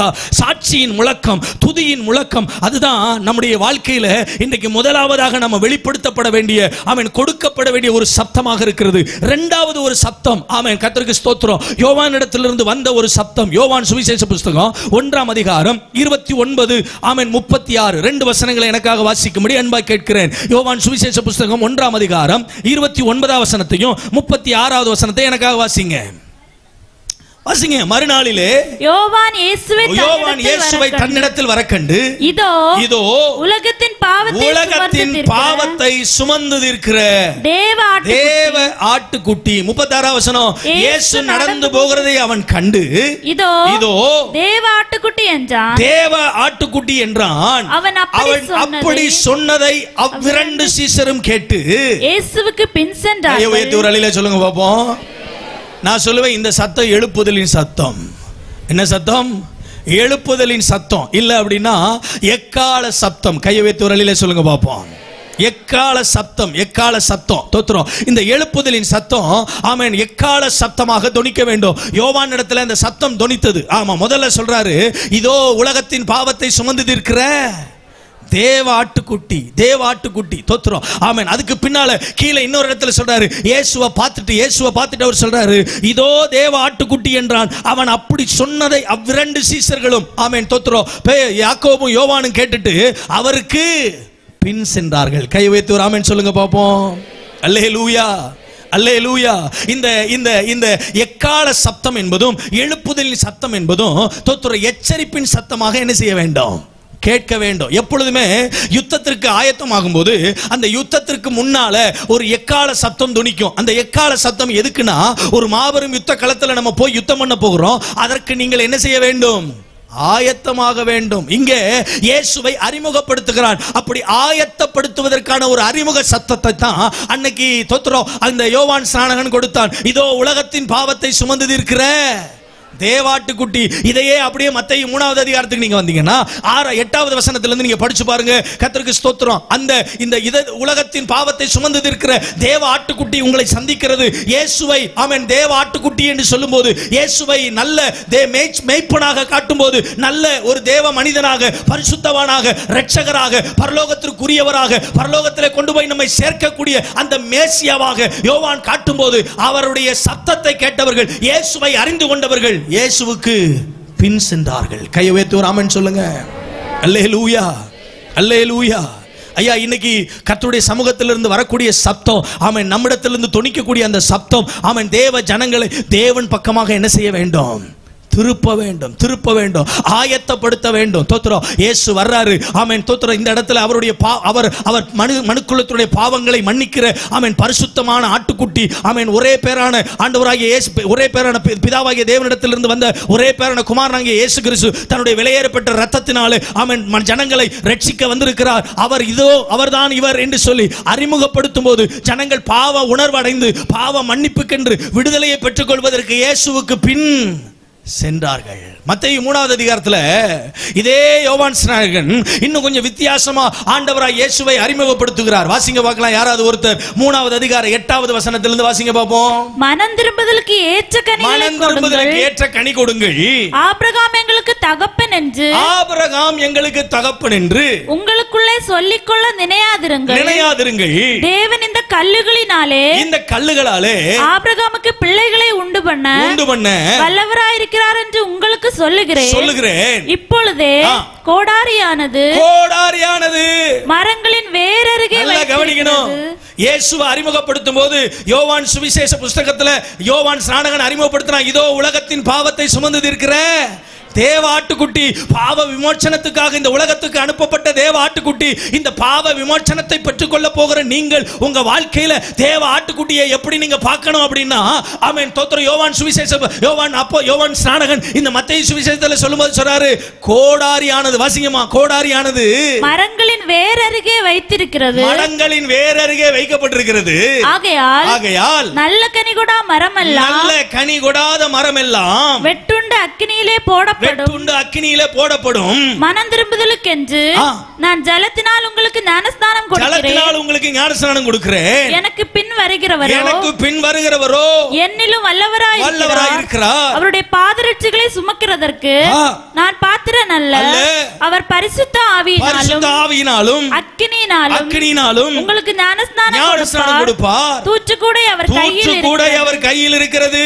அவர் தமது களத்தை நன்றாய் விளக்கி தமது கோதுமையை களஞ்சியத்தில் சேர்ப்பார். பதரையோ அவியாத அக்கினியினால் சுட்டெரிப்பார் என்றான். கையை வைத்து ஒரு ஆமென் சொல்லுங்க பாப்போம். இந்த முழக்கம் ஆமென் எழுப்புதலுக்கு ஆயத்தமாக்குகிற முழக்கம். இந்த முழக்கம் ஒரு எக்கால முழக்கம் என்று சொல்லுவேன். கர்த்தருக்கு ஸ்தோத்திரம். உலகத்தின் பாவத்தை சுமந்து தீர்க்கிற தேவ ஆட்டுக்குட்டி என்று அறிமுகப்படுத்தின இயேசுவை ஆமென் ஸ்தோத்திரம். அந்த ராஜ்யத்துக்கு, அந்த ரட்சிப்புக்கு பாத்திரவான்களாய் ஒரு மனிதன் மாற வேண்டுமானால் இந்த இயேசு எப்படிப்பட்டவர் என்பதை அறிமுகப்படுத்துகிறான். முதல்ல 3 விஷயத்துல இயேசுவை அறிமுகப்படுத்துறான். 1, அவர் கோடாரி. யாரு? கோடாரி. கனி கொடாத மரம் எதுவோ அது வெட்டுண்டு அக்கினியில போடப்படும். கர்த்தருக்கு ஸ்தோத்திரம். தேவனுடைய வார்த்தை இருபுறமும் கருக்குள்ள பட்டயமா இருக்கு. ஆமென் ஸ்தோத்திரம். பதறானவைகளை பிரிக்கிற ஆமென் ஸ்தோத்திரம் தூற்றுக்கூடையாக அவர் இருக்கிறார். அது மட்டுமல்ல, ஆமென் பயன்படாத, ஆமென் பிரயோஜனப்படாதவைகளை ஆமென் அதை அழித்து போடுகிற அக்கினியாகவும் தன்னை வெளிப்படுத்துகிறான். கையை வைத்து ஒரு ஆமென் சொல்லுங்க பாப்போம். நல்லா புரிஞ்சுக்கணும். ஆண்டவர் ஆமென் ஸ்தோத்திர கோடாரியாக நியாயம் தீர்க்க போகிறார். நியாய தீர்ப்பின் நாளில் கட்டாயமாக அவருக்கு முன்னால ஒரு நாள் நின்றே ஆக வேண்டும். அன்றைக்கு யாரும் தப்பிக்கவே முடியாது. தோத்திரம். ஏசாயா 10வது அதிகாரம் 3வது வசனத்துல நீங்க படிச்சு பாத்தீங்கன்னா, விசாரிப்பின் நாளிலும் தூரத்தில் இருந்து வரும் பால்கடிப்பின் நாளிலும் உதவி பெறும்படி எங்கே ஓடுவீர்கள்? அன்றைக்கு உங்க மகிமையை எங்கே வைப்பீர்கள்? ஒண்ணு நம்மளை காப்பாத்தாது. நமக்கு படிச்ச படிப்போ, நமக்கு இருக்கிற பதவியோ, நம்ம பட்டமோ, நம்ம செஞ்சுக்கிட்டு இருக்கிற காரியமோ, நம்ம செய்யற எந்த ஒண்ணும் அன்றைக்கு தேவ சமூகத்துல ஆமென் நாம நீதிமான்களாய் நிற்பதற்கு, ஆமென் நம்மை காப்பாற்றுவதற்கு, நம்மை தப்பு வைப்பதற்கு, நியாய தீர்ப்பிலிருந்து நம்மளை எஸ்கேப் பண்றதுக்கு ஏதாவது வந்து உதவி செய்யுமான்னு கேட்டா உதவி செய்யாது. ஆண்டவரே, உங்க நாமத்தினால பேயை துரத்துனேன், உங்க நாமத்தினால தீர்க்க தரிசனம் சொன்னேன், உங்க நாமத்தினால அதை பண்ணுனேன், இதை பண்ணுனேன், அத்தனை கூட்டத்தில் பிரசங்கம் பண்ணேன். ஆமா, அன்னைக்கு மேல போய் நிக்கும் போது ஆமா மோதிஸ், I don't know who you are, நீ யாருன்னு எனக்கு தெரியாது. தோத்திரம். ஆகினாலதான் ஆமென் நீங்கள் ஆயத்தமாக வேண்டும் என்று ஆமென் ஒரு எச்சரிப்பின் செய்தியை யோவான் ஸ்நானகன் முழக்கமிடுகிறான். இன்றைக்கு திருச்சபைகளில் அந்த எக்கால செய்தி, அந்த எக்கால சப்தம், ஆயத்தப்படுத்துகிற அந்த துணி, ஆயத்தப்படுத்துகிற அந்த சப்தம் குறைந்து போய்விட்டது. சாதாரணமா இன்னைக்கு விசுவாச மக்கள், நான் காலையில பிரசங்கம் பண்ணும்போது அதைத்தான் சொன்னேன். இன்னைக்கு சாதாரணமாய் பிரசங்கிமார்களுடைய பிரசங்கத்தை தோத்திர ஜனங்கள் எப்படி கேட்கிறாங்கன்னா, ரசிக்கிற மாதிரி கேட்கிறாங்க. கர்த்தருக்கு ஸ்தோத்திரம். நான் காலையில பேசும்போது சொன்னேன், ஆமா பலிபீடத்திலிருந்து பிரசங்கம் பண்ணும்போது ஆமென் நீங்க நகைச்சுவையோட சந்தோஷத்தோட சிரிச்சுக்கிட்டே, ஆமா தோத்திரம், ஆமா ஐயா பிரசங்கத்தை கேட்டேன். ஐயோ பேசி கேட்க சிரிச்சு வயிறலாம் புண்ணா போச்சு. தோத்திரம். என்ன மாதிரி பேசுறாரு, என்ன சந்தோஷமா இருந்துச்சு, பயங்கரமா இருந்துச்சு, சூப்பரா இருந்துச்சு. ஆமா, இன்னைக்கு விசுவாசிங்க பயன்படுத்துற வார்த்தையெல்லாம் எப்படிப்பட்ட வார்த்தைன்னு நினைக்கிறீங்க? வேற லெவலா இருந்துச்சு. வேற லெவலா இருந்துச்சு, பயங்கரமா இருந்துச்சு, சூப்பரா இருந்துச்சு. என்ன பிரசங்கம் பண்ணாரு? வெளியில போயிட்டு ஒரு வசனத்தை சொல்லுங்கன்னு கேட்டா அது மட்டும் எனக்கு என்ன செய்யாது, தெரியாது. கொண்டு போய் எங்க வைக்கன்னு தான் தெரியல. ஒரு அழில சொல்லுங்க பாப்போம். அல்லேலூயா. நான் ஒன்று சொல்லட்டுமா உங்களுக்கு? ஐயா, நீங்க பாராட்டுறதுக்காக, உங்களை பரவசப்படுத்துறதுக்காக, உங்களை உற்சாகப்படுத்துறதுக்காக, உங்களை சந்தோஷப்படுத்துறதுக்காக தேவ ஊழியனை தேவன் அபிஷேகம் பண்ணி தேவனுடைய வார்த்தையாய் அனுப்பவில்லை. தேவ ஊழியனுடைய வாயிலிருந்து வருகிற வார்த்தை நம்முடைய இருதயங்களை கிறிஸ்துவுக்கு நேராக திருப்புவதற்கு ஆயத்தப்படுத்துகிற வார்த்தையாய் இருக்க வேண்டும். அப்படிப்பட்ட ஆயத்தப்படுத்துகிற சத்தத்தை தேவ ஜனங்களிடத்திலிருந்து தேவன் தொனிக்க பண்ண வேண்டும் என்று விரும்புகிறார். கையை வைத்து வராமன்னு சொல்லுங்க பாப்போம். அல்லேலூயா. ஆராதனை நடத்தின அன்பு பாஸ்டர் ஆராதனை நடத்தும் போது அவன் பாடல்களை பாடும் பொழுது ஏராளமான வசனங்களை சொன்னார்கள். எத்தனை பேர் அதை கவனிச்சீங்கன்னு தெரியல. ஆனால் ஒவ்வொரு வசனங்களும் எச்சரிப்புக்குரிய வார்த்தைகளாக, வசனங்களாக தேவனுடைய ஜனங்களை தேவனை பற்றிய சிந்திக்க வைக்கிற, பரலோகத்தை பற்றிய சிந்தனையை உண்டாக்குகிற தேவனுடைய வசனங்களை ஆராதனை நேரத்தில் சொன்னாங்க. ஆனால் இன்றைக்கு ஆராதனை நேரத்தில், பாடல் பாடுகிற நேரத்தில், பிரசங்கம் பண்ணுகிற நேரத்தில் உன் கண்ணீரை துடைப்பார், உன் வேதனையை மாற்றுவார், உன்னுடைய கவலைகள் மாறும், உன்னை சந்தோஷப்படுத்துவார், உன்னை உற்சாகப்படுத்துவார், உன்னை உயர்த்துவார், உன்னை மேன்மைப்படுத்துவார். அப்படியெல்லாம் ஆமென் தோத்திரம். சாதாரணமாக உயர்வுகளை பார்க்க முடியாது. எல்லா உயர்வுகளும் தேவனுடைய பிரமாணங்களுக்குள்ள, மனம் திரும்புதலுக்குள்ள, ரட்சிப்புக்குள்ள, ஆமென் தேவனுடைய வார்த்தைக்கு கீழ்ப்படிகிற கீழ்ப்படிதலுக்குள்ள இருக்கிறது. கையை உயர்த்தி ஒரு ஆமென் சொல்லுங்க. அல்லேலூயா. அதனால தான் யோவான் ஸ்நானகன் சொல்றாரு, ஆமென், அவரிடத்திலிருந்து ஞான ஸ்நானம் எடுக்க வந்ததான பரிசேயர்களும் சதிசேயர்களும் ரோமாபுரியில இருந்ததான அரசாங்கத்தில் வேலை செய்ததான ஆமென் மாபெரும் படை வீரர்களும் வந்து யோவான் ஸ்நானனுடைய பிரசங்கத்தை கேட்டு ஆமென் ஞான ஸ்நானத்துக்கு தங்களை ஒப்பு கொடுக்க வரும்போது ஆண்டவர் அவங்கள யோவான் ஸ்நானன் அவங்கள பார்த்து கேட்கிறாரு, விரியன் பாம்பு, வருங்கோபத்துக்கு தப்பித்துக் கொள்ள உங்களுக்கு வழிகாட்டினவன். இன்னைக்கு யார்கிட்டயாவது அப்படி போய் சொல்லி பாருங்க, தோத்துறோம். கழுத்துல கத்திய வச்சிருவான். நான் சொல்லட்டுமே, அபிஷேகம் உங்க மேல இருந்துச்சுன்னா, தேவனுடைய வார்த்தை உங்களுக்குள்ள இருந்துச்சுன்னா, மற்றவர்களை ஆயத்தப்படுத்த வேண்டும் என்கிற பாரம் இருந்துச்சுன்னா, எவ்வளவு பெரிய கொம்பனா இருந்தாலும் தேவன் கொடுத்த வார்த்தையை துல்லியமாய் தைரியமாய் சொல்லக்கூடிய மனிதனாய் நீங்கள் இருந்தால், அவர்கள் பெரிய உதவி பதவியில் இருந்தாலும் உங்களுக்கு முன்னால முழங்கால் போட்டு கர்த்தருடைய வார்த்தை என்னை உணர்த்தி இருக்கிறது, என் வாழ்க்கையை கிறிஸ்துவுக்கு அர்ப்பணிக்கிறேன் என்று சொல்லுவார்கள். அல்லேலூயா, அல்லேலூயா. காலையில் சொல்லும்போது சொன்னேன், இப்பவும் அதை தான் சொல்றேன். தோத்திரம். சுவிசேஷம் சொல்லுவதற்கு ஜனங்கள் போறதுக்கு பயப்படுறாங்க. சுவிசேஷம் சொல்ல போனா, ஆமா இது எதுக்குடா வம்பு, நம்ம போய் சுவிசேஷம் சொன்னா நம்மளை அடிப்பாங்க, நம்மளை வெட்டுவாங்க, நம்மளை குத்துவாங்க, நம்மளை ஜெயில தூக்கி போடுவாங்க. தோத்திரம். ஆமா, சுவிசேஷத்தை சுவிசேஷமா சொன்னா ஒரு பிரச்சனையும் கிடையாது. இருக்கிறீங்களா? சுவிசேஷத்தை சுவிசேஷமா சொன்னா ஒரு பிரச்சனையும் கிடையாது. தோத்துறோம். சுவிசேஷம் சொல்ல போன இடத்துல உங்களை பத்தி பேசினா பேய் சொல்லும், உன்னையும் தெரியும், பவுலையும் தெரியும், இயேசுவையும் தெரியும், நீ யாரு? யாரு? சுவிசேஷம். ஆமா, எது சுவிசேஷம்? ஆண்டவராய் இயேசு கிறிஸ்துவை பற்றி, அவருடைய ஆமென் வருகையை பற்றி, அவருடைய பிறப்பை பற்றி, அவருடைய பாடு மரணத்தை பற்றி, அவருடைய தோத்திரம் மரண உயிர்த்தெழுதலை பற்றி, அவருடைய வருகையை பற்றி சொல்லுகிறதுக்கு பேர் தான் சுவிசேஷம். இயேசுவை பற்றி பேசுறதை விட்டுட்டு, இயேசு எனக்கு இந்த அற்புதத்தை செஞ்சாரு, எனக்கு அந்த அற்புதத்தை செஞ்சாரு, ஆமா என் வாழ்க்கையில நான் இப்படி இருந்தேன், நான் விக்கிரகத்தில் விழுந்து கிடந்தேன், நான் பாவத்தில் விழுந்து கிடந்தேன், நான் குடியில விழுந்து கிடந்தேன், அதுதான் தெரிஞ்ச சம்பவமாச்சே. நம்ம என்ன நினைக்கிறோம்? நம்ம சாட்சியை சொன்னோம்னா ஜனங்கள் ஆண்டவர்ட்ட வந்துருவாங்கன்னு. நான் சொல்றேனே, உங்க சாட்சி ஆண்டவர் பக்கமாய் வருவதற்கு வழியை திறக்குதோ இல்லையோ, இயேசுவை பற்றி பேசுகிற வார்த்தை இயேசு மண்டையில் ஜனங்களை கொண்டு வந்து சேர்க்கும். எத்தனை பேர் ஆமென் சொல்றீங்க? அல்லேலூயா. சுவிசேஷத்தை சுவிசேஷமா சொல்றது இல்ல. அன்றைக்கு தெருக்களிலே வீதிகளிலே நின்று சுவிசேஷத்தை நற்செய்தியாய் அறிவித்த பரிசுத்தவான்கள், ஆமென், பெரிய படிப்பாளிகளோ பெரிய பெரிய வேதாகம கல்லூரியில போய் படிச்சுட்டு வந்து பிடிஹெச் பிஹெச்டி முடிச்சுட்டு வந்து தெருவில் பிரசங்கம் பண்ணல. ஐயா, படிப்பறிவு இல்லாதவர்கள், ஞானம் இல்லாதவர்கள், பேதைகளாய் இருந்தவர்கள் தெருவோரங்களில் நின்று ஆண்டவராய் இயேசு கிறிஸ்து ஆமென் இரட்சகர் என்பதை, ஆமென் அவர் இரட்சிக்கிறவர் என்பதற்கு நாங்கள் சாட்சிகள் என்று சொல்லி அவருடைய பாடுகளை, மரணத்தை, உயிர்த்தெழுதலை திருஷ்டாந்தப்படுத்தினார்கள். சுவிசேஷ வார்த்தையை கேட்ட ஒவ்வொரு காதுகளும் இருதயத்திலே மனசாட்சியிலே குத்தப்பட்டு ஆண்டவரே இயேசுவே தெய்வம் என்று தங்கள் வாழ்க்கையை அர்ப்பணித்தார்கள். அல்லேலூயா. கவனிக்கிறீங்களா? ஆக இரண்டாவது யோவான் ஸ்நானகன் சொல்லுகிறான், கோடாரியானது மரத்துக்கு கீழே என்ன செய்யப்பட்டிருக்கிறது? ரெடி ஆயிக்குங்க. பலன் கொடுக்கலைன்னா வெட்டிடுவாரு. தொத்துறோம். பிரயோஜனம் இல்லைன்னா வெட்டிடுவாரு. ஆயத்தமாகுங்க, ஆயத்தமாகுங்க. இதுவரைக்கும் நிர்விசாரமா இருந்திருக்கலாம், இதுவரைக்கும் லேசா இருந்திருக்கலாம், இதுவரைக்கும் அப்படி இப்படின்னு வாழ்ந்திருக்கலாம். இனிமேலாவது சரிப்படுத்திக் கொள்ளணும். இந்த 2025வது வருஷம் ஆமென் முதல் ஆண்டு கன்வென்ஷன்ல ஆண்டுடைய சமூகத்தில் வந்திருக்கிற தேவனுடைய பிள்ளைகள், இதுவரைக்கும் நீ எப்படி இருந்தாலும் பரவாயில்ல, இன்றைக்கு ஆண்டுடைய பாதத்தில் உன்னை சரிப்படுத்திக் கொண்டு, நான் கர்த்தருக்கு கனி கொடுக்கிற ஒரு அற்புதமான விருட்சம், நான் ஆண்டவருக்கு பலன் கொடுக்க வேண்டும், ஆண்டவருக்கு நான் பிரயோஜனப்பட வேண்டும், ஆண்டவருக்கு நான் கனி கொடுக்கிற பாத்திரமாய் மாற வேண்டும். என் காலுக்கு கீழே, என் வேருக்கு கீழே கர்த்தருடைய வார்த்தை என்கிற கோடாரி என்ன செய்யப்பட்டிருக்கிறது? வெட்டிரும். அந்த பயம் அது நம்மை ஆயத்தப்படுத்த வேண்டும். தூற்றுக்கூட அவர் கையில் இருக்கு. தோத்துறோம், ஆண்டவரே நான் உங்க நாமத்தினால் அதை செஞ்சேன், இதை செஞ்சேன், அப்படி செஞ்சேன், இப்படி செஞ்சேன், இவ்வளவு நேரம் ஜெபம் பண்ணேன், அவ்வளவு நேரம் ஆராதிச்சேன், இவ்வளவு ஊழியம் செஞ்சேன், அவ்வளவு காணிக்க கொடுத்தேன். ஆண்டவருடைய சமூகத்துல போய் ஆண்டவருக்கு பிரியமான வாழ்க்கை வாழாமல் நீங்க என்ன செஞ்சாலும் அங்க பருப்பு வேகாது.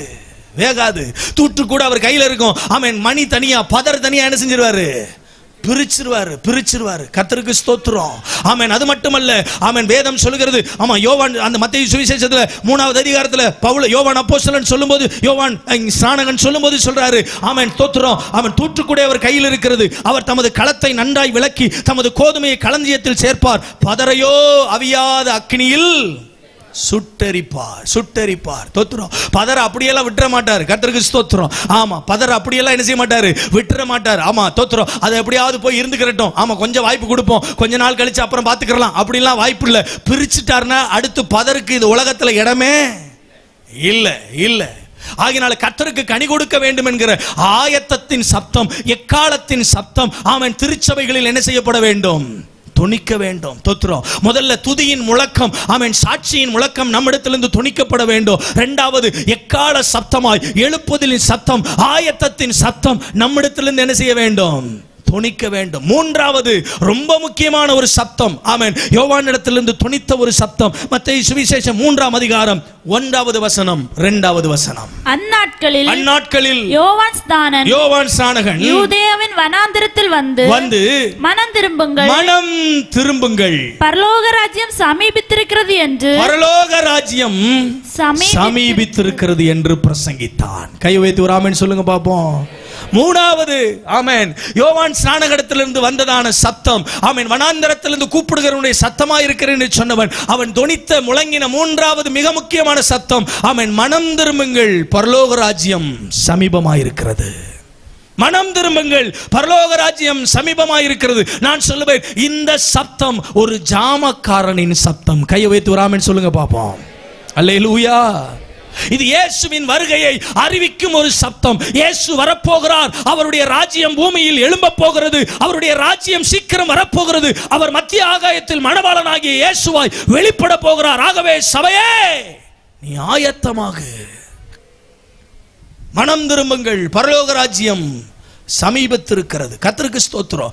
ஏன் இதை ஜாமக்காரனுடைய சத்தம் என்று சொல்லுகிறேன் என்றால், ஒரு ஜாமக்காரன் என்பவன் எப்படிப்பட்டவனாய் இருக்கிறான்? 4 வசனங்களை நாம வாசிக்க போகிறோம் வேகமாய். சங்கீதங்களின் புத்தகம் 130ஆம் சங்கீதம் 6வது வசனத்தை ஒருவர் வாசிக்கலாம். சங்கீதங்களின் புத்தகம் 130ஆம் சங்கீதம் 6வது வசனம். எப்பொழுது விடியும் என்று விடியற்காலத்துக்கு காத்திருக்கிற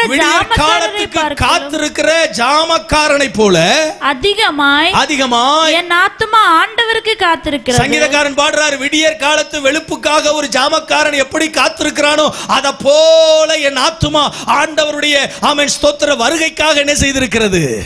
காத்திருக்கிறது. எப்பொழுது விடியும்? நான் சொல்றேன், இந்த உலகத்துக்கு விடியல் எப்போ தெரியுமா? சில அரசாங்கங்கள் சொல்லுகிறது, ஆமென், நாங்க ஆட்சிக்கு வந்தா விடியல் வந்துரும். நாங்க சில தலைவர்கள் சொல்றாங்க, நாங்க வந்தா இந்த மாதிரி காரியங்கள் விடிஞ்சிரும். ஆமென், சில தோத்திர பெரிய பண முதலாளிகள், பெரிய தொழில் அதிபர்கள், சில பெரிய அரசாங்கங்கள், பெரிய அதிகாரிகள், ஆமென், பெரிய தலைவர்கள் எழும்பினால், ஆமென், விடியல் தேசத்துக்கு வந்துரும். நான் சொல்லுகிறேன், இந்த தேசத்துக்கு விடியல் என்று ஒன்று வர வேண்டுமானால் அதற்கு இயேசு என்கிற இரட்சகர் தேவை. அந்த இரட்சகர் வரும்போது தேசத்தில் உள்ள இருளில் வாழக்கூடிய ஜனங்கள் பெரிய வெளிச்சத்தை காண்பார்கள். கையை உயர்த்தி ஒரு ஆமென் சொல்லுங்க. அல்லேலூயா, அல்லேலூயா. இந்த விடியலுக்காக காத்திருக்கிறவன் தான் ஐயா இந்த ஜாமக்காரன். ஆமென். எப்பொழுது விடியும்? எப்பொழுது இயேசு வருகிறார்? எப்பொழுது இயேசு வருவார்? இதோ மத்திய ஆகாயத்திலே மத்திய மணவாளனாக இயேசு வருவேன் என்று சொன்னாரே, அவர் மறுபடியும் வருவேன் என்று சொன்னாரே, இதோ சீக்கிரமாய் வருகிறேன் என்று சொன்னாரே. அவருடைய வருகை எப்போது உண்டு என்று எந்த ஒரு தேவ மனிதன் எதிர்பார்த்து காத்திருக்கிறானோ அவன்தான் ஜாமக்காரன். கையை வைத்து ஒரு ஆமென் சொல்லுங்க. அல்லேலூயா. அதனாலதான் பவுல் அப்போஸ்தலன் சொல்றாரு, எனக்கு லாபமாய் தோன்றின எல்லாவற்றையும் நஷ்டம் என்று குப்பையுமாக எண்ணுகிறேன், கிறிஸ்துவை அறிகிற அறிவின் மேன்மைக்காக எல்லாவற்றையும் நஷ்டம் என்று எண்ணுகிறேன், பரம அழைப்பின் பந்தய பொருளுக்காய் லக்க லக்கை நோக்கி ஓடுகிறேன். ஆமென். பவுல் அப்போஸ்தலனுடைய லக்கு என்ன தெரியுமா? அந்த பரலோக ராஜ்யம். என்னுடைய குடியிருப்போ பரலோகத்தில் இருக்கிறது. அந்த பரலோக ராஜ்யத்தின் குடியிருப்புக்காக என்னுடைய வாழ்க்கையிலுடைய ஒவ்வொரு ஓட்டத்தையும் அடியையும் கவனமாக எடுத்து வைத்து ஓடுகிறேன். ஏனென்றால் என் ஆசை எல்லாம், என் விருப்பம் எல்லாம், என் ஏக்கம் எல்லாம், ஆமென், என்னை தமஸ்குவுக்கு ஓடும்போது, ஆமென், அந்த குதிரையில ஓடும்போது, கிறிஸ்தவர்களை அழிக்க ஓடும்போது, திருச்சபைகளை அழிக்க ஓடும்போது, எல்லா ஊழியர்களையும் மிஷனரிமார்களையும், ஆமென், ஸ்தோத்திரம், அப்போஸ்தலர்களை அழிக்க ஓடும்போது ஒரு வெளிச்சம் என்னை சந்தித்தது. அந்த வெளிச்சம், ஆமென், என் பவுல் சவுலா இருந்த என்னை பவுலாக மாற்றி இன்றைக்கு அப்போஸ்தல ஊழியத்தில் பயன்படுத்தி வருகிறது. அந்த வெளிச்சத்தை மறுபடியும் என் கண்கள் காண வேண்டும். அந்த வெளிச்சத்தை பார்ப்பதற்கு தான் நான் இந்த ஆவிக்குரிய ஓட்டத்தை ஓடிக்கொண்டிருக்கிறேன். அவன் தான் ஜாமக்காரன். அவன் தான் ஜாமக்காரன். கர்த்தருக்கு ஸ்தோத்திரம். இன்னைக்கு நம்முடைய எதிர்பார்ப்பு எதா இருக்கு? பணம் சம்பாதிப்பதும், சொத்துக்களை சம்பாதிப்பதும், பெயரை சம்பாதிப்பதும், புகழை சம்பாதிப்பதும், ஆமென், உடைமைகளை சம்பாதிப்பதும், உறவுகளை சம்பாதிப்பதும், ஆமென், ஸ்தோத்திரம், இந்த ஊர்ல இந்த உலகத்துல எப்படியாவது உயர்ந்த இடத்துக்கு வரணும்ன்றது எதிர்பார்ப்பது, இதெல்லாம் இந்த உலகத்துல நிரந்தரம் இல்லாதது. நான் உங்களுக்கு சொல்லுவேன், நம்முடைய ஆசை, நம்முடைய ஏக்கம், நம்முடைய விருப்பம் ஒரு ஜாமக்காரனை போல விடியற்கால வெளுப்புக்காக காத்திருக்கிறோம். அந்த விடியற்கால வெளுப்பிற்கு பெயர் இயேசு. ஆமென். அதனாலதான் யோவான் ஸ்நானகன் ஒரு ஜாமக்காரனை போல இயேசுவின் வருகைக்காக, ஆமென், அவருடைய முதலாவது வருகைக்காக ஜனங்களை ஆயத்தப்படுத்துவதற்கு, வழியை ஆயத்தப்படுத்துவதற்கு சொல்றான், மனம் திரும்புங்கள், பரலோக ராஜ்யம் சமீபமா இருக்கிறது, சமீபமா இருக்கிறது. இரண்டாவது சில வசனத்தை வாசிக்கலாம். ஏசாயா தீர்க்கதரிசன புத்தகம் 21வது அதிகாரம் 6வது வசனம். யாராவது வாசிங்க. ஏசாயா 21:6. வேகமா வாசிங்க பார்க்கலாம். ஆண்டவர் என்னை நோக்கி, நீ போய் காண்பதை தெரிவிக்கும்படி. நல்லா கவனிங்க, நல்லா கவனிங்க. தீர்க்கதரிசி மூலமா ஆண்டவர் பேசுறாரு. நீ போய் கண்டதை தெரிவிக்கும்படி, காண்பதை தெரிவிக்கும்படி ஜாமக்காரனை தேசத்துல வை. ஜாமக்காரன் என்பவன், அவன் விடியலுக்காய் காத்திருக்கிறவன். அவன் தோத்திர ஜாமக்காரன் என்பவன் தன் கண்களில் காண்பதை அறிவிக்கிறவன். கையை வைத்து ஒரு ஆமென் சொல்லுங்க பாப்போம். அல்லேலூயா. தன் கண்களில் காண்பதை, ஆண்டவராகிய இயேசுவை மெய் தெய்வம், ஆமென், அவரை கண்டபடினாலே கண்டவரை அறிவிக்கிறவன் தான் யாரு? ஜாமக்காரன். ஜாமக்காரன். அப்போஸ்தலர் நடவடிக்கைகள் புத்தகத்தில் நீங்க படிச்சு பாருங்க.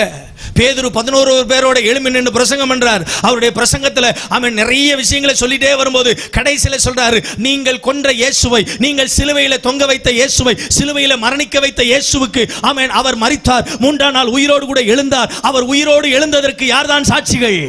நாங்கள் தான் சாட்சிகள். நாங்கள் அதை கண்ணால கண்டோயா, அதற்கு நாங்கள் சாட்சிகளா இருக்கோம். அவர் மரிக்கவில்லை, அவர் மரித்தாலும் 3ஆம் நாள் உயிரோடு எழுந்தார். உயிரோடு எழுந்தவர் சீக்கிரம் இந்த பூமிக்கு வருவார். கையை உயர்த்தி ஒரு ஆமென் சொல்லுங்களேன். அல்லேலூயா. கண்டதை அறிவிக்கிறவன் ஜாமக்காரன். அதே போல ஏசாயா 62ஆம் அதிகாரம் 6வது வசனத்தை ஒருத்தர் வாசிங்க பார்க்கலாம். ஏசாயா 62:6. எருசலேமே, உன் மதில்களின் மேல் ரா முழுவதும் பகல் முழுவதும் ஒரு காலம் மௌனமாயிராத ஜாமக்காரனை கட்டளையிடுகிறேன், கர்த்தரை பிரஸ்தாபம் பண்ணும்படி. இந்த ஜாமக்காரர்கள் அமெரிக்கையா இருக்கல். கவனிங்க. முதல்ல சொன்னேன், ஜாமக்காரன் விடியலுக்காய் காத்திருப்பான். இந்த ஜாமக்காரன் அவன் கண்டதை அவன் அறிவிப்பான். அவன் மூன்றாவதாக இந்த ஜாமக்காரன் வேதம் சொல்லுகிறபடி கர்த்தரை பிரஸ்தாபம் பண்ணுவான். ஒரு ஆமென் சொல்லுங்க பாப்போம். கர்த்தரை பிரஸ்தாபம் பண்ணுகிறவன் ஜாமக்காரன். கர்த்தரை பிரஸ்தாபம் பண்ணுகிறவன், அவருடைய நாமத்தை பிரஸ்தாபம் பண்ணுகிறவன், அவருடைய நாமத்தை பேசிக்கொண்டே இருக்கிறவன். எந்த சூழ்நிலையிலும் எந்த நிலையிலையும் அவன் பகல் முழுவதும் ரா முழுவதும் ஆண்டவர் நாமத்தை மட்டுமே பத்தி பேசிக்கொண்டு, ஆண்டவருடைய நாமத்தையே உயர்த்தி கொண்டு, ஆண்டவருடைய நாமத்தையே பிரஸ்தாபப்படுத்தி கொண்டிருக்கிறவன் யாருங்க? ஜாமக்காரன். நான்காவதாக இந்த ஜாமக்காரன் என்பவன் யார்? எரேமியா தீர்க்கதரிசன புத்தகம் 31ஆம் அதிகாரம் 6வது வசனம். எரேமியா தீர்க்கதரிசன புத்தகம் 31ஆம் அதிகாரம் 6வது வசனம். எழுந்திருங்கள், எழுந்திருங்கள், சீயோனில் நம்முடைய தேவனாகிய கர்த்தரிடத்திற்கு போவோம் வாருங்கள். சீயோனில் நம் தேவனாகிய கர்த்தரிடத்திற்கு போவோம் வாருங்கள் என்று எப்ராயிமின் மலைகளில் உள்ள ஜாமக்காரர் கூறும் காலம் வரும். ஜாமக்காரர்கள் கூறும் காலம் வரும். இந்த ஜாமக்காரர்கள் யாரு? நாலாவது ரொம்ப முக்கியமானது, அவன் ஜாமக்காரர்கள் எப்ராயிமின் மலையில் குடியிருக்கிறவர்கள் எல்லாரையும் பார்த்து சொல்லுவாங்க, எழுந்திருங்கள், ராஜா மலையின் மேல் இறங்கி வருகிறார், அவரை சந்திக்க வாருங்கள் என்று சொல்லி ஜனங்களை ஆயத்தப்படுத்துகிறவர்கள், ஜனங்களை ஆதாயப்படுத்துகிறவர்கள். ஜனங்களிடத்தில் போய் எழுந்திருங்கள், இது தூங்குகிற காலம் அல்ல, இது முடங்கி கிடக்கிற காலம் அல்ல, இது சோர்ந்து கிடக்கிற காலம் அல்ல, எழுந்திருங்கள் எழுந்திருங்கள் எழுந்திருங்கள் என்று சொல்லி அவருடைய ஆமென் ஸ்தோத்திர வருகைக்கு ஜனங்களை ஆயத்தப்படுத்துகிறவர்கள் ஜாமக்காரர்கள். கை வைத்து ஒரு ஆமென் சொல்லுங்க பாப்போம். அல்லேலூயா அல்லேலூயா. இன்னைக்கு சபைக்கு நடுவுல, தேவ ஜனங்களுக்கு நடுவுல ஆமென் உங்களை என்னை ஆண்டவர் ரட்சித்து வைத்திருக்கிறாரு. உங்கள்ட்ட இருந்து என்னிடத்துல இருந்தும் வர வேண்டிய ஒரு சப்தம் ஜாமக்காரனின் சப்தம். ஆமென் அல்லேலூயா. நம்முடைய வாய்களை திறந்து நாம சொல்ல போகிற ஒரு வார்த்தை என்ன தெரியுமா? ராஜா வருகிறார், ஆயத்தமாவோம், ராஜா வருகிறார், ஆயத்தமாவோம், இயேசு வருகிறார், எதிர்கொண்டு செல்லுவோம், இயேசு வருகிறார், எதிர்கொண்டு செல்லுவோம். பள்ளங்கள் எல்லாம் நிரம்பிட வேண்டும், மலைகள் குன்றுகள் தகர்ந்திட வேண்டும், கோணலானவை நேராகணும், கரடானவை சமமாகணும், பள்ளங்கள் எல்லாம் நிரம்பிட வேண்டும், மலைகள் குன்றுகள் தகர்ந்திட வேண்டும். சொல்லுங்க, கோணலானவை நேராகணும், கரடானவை சமமாகணும். ராஜா ராஜா வருகிறார், ஆயத்தமாவோ, ராஜா வருகிறார், ஆயத்தமாவோ, இயேசு இயேசு வருகிறார், எதிர்கொண்டு செல்லுவோம், இயேசு வருகிறார், எதிர்கொண்டு செல்லுவோம். நல்ல கனிகொடா மரங்கள் எல்லாம் வெட்டுண்டு அக்கினியில் போடப்படும். நல்ல கனிகொடா சொல்லுங்க பார்க்கலாம். மரங்கள் எல்லாம் வெட்டுண்டு அக்கினியில் போடப்படும். ராஜா வருகிறார், ஆயத்தமாவோ, சொல்லுவோம், ராஜா வருகிறார், ஆயத்தமாவோ, இயேசு வருகிறார், எதிர்கொண்டு செல்லுவோம். ஆமென். இயேசு வருகிறார், எதிர்கொண்டு செல்லுவோம். பள்ளங்கள் எல்லாம் நிரம்பிட வேண்டும், ஆமென், மலைகள் குன்றுகள் தகர்ந்திட வேண்டும், கோணலானவை கோணலானவை நேராகணும், கரடானவை சமமாகணும். ராஜா இன்னொரு முறை சொல்லுங்க, ராஜா வருகிறார், ஆயத்தமாவோ, ராஜா வருகிறார், ஆயத்தமாவோ, இயேசு இயேசு வருகிறார், எதிர்கொண்டு செல்லுவோம். ஆமென். இயேசு வருகிறார், எதிர்கொண்டு செல்லுவோம்.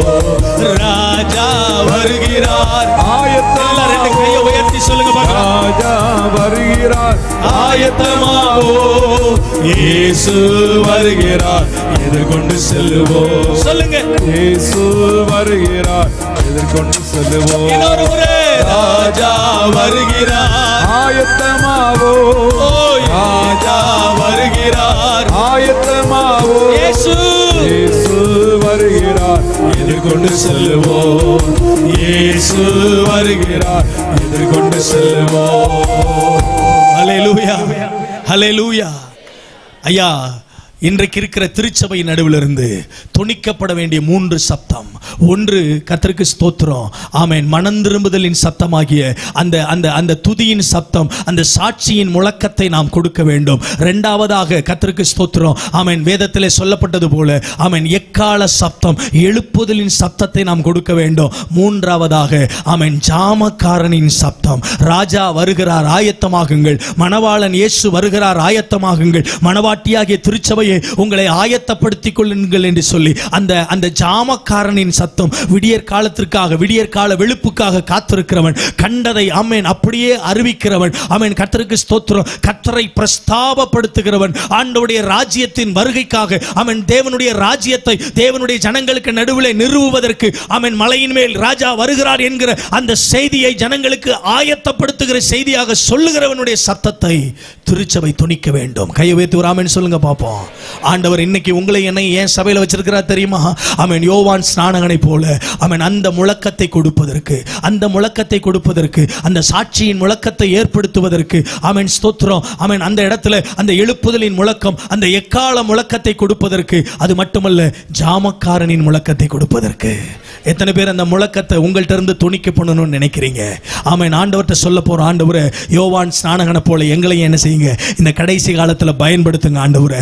நாங்களும் ஒரு சாட்சியின் முழக்கத்தை கொடுக்கிறவர்களாக, நாங்களும் அந்த எக்கால முழக்கத்தை, எழுப்புதலின் முழக்கத்தை கொடுக்கிறவர்களாக எங்களையும் ஆண்டவரே அந்த ஜாமக்காரர்களை போல, ஆண்டவரே, இரவும் பகலும் கர்த்தரை பிரஸ்தாபம் பண்ணுகிற, ஆண்டவரே, விடியற் காலத்து வெளுப்புக்காக காத்திருக்கிறவர்களாக, கண்டதை அறிவிக்கிறவர்களாக, ஆண்டவரே, உம்முடைய ராஜ்யத்தின் வருகைக்கு ஜனங்களை ஆயத்தப்படுத்துகிற ஒரு ஜாமக்காரர்களாக எங்களை என்ன செய்யுங்க, எழுப்புங்க ஆண்டவரே. எத்தனை பேர் இப்படி சொல்லணும்னு நினைக்கிறீங்க?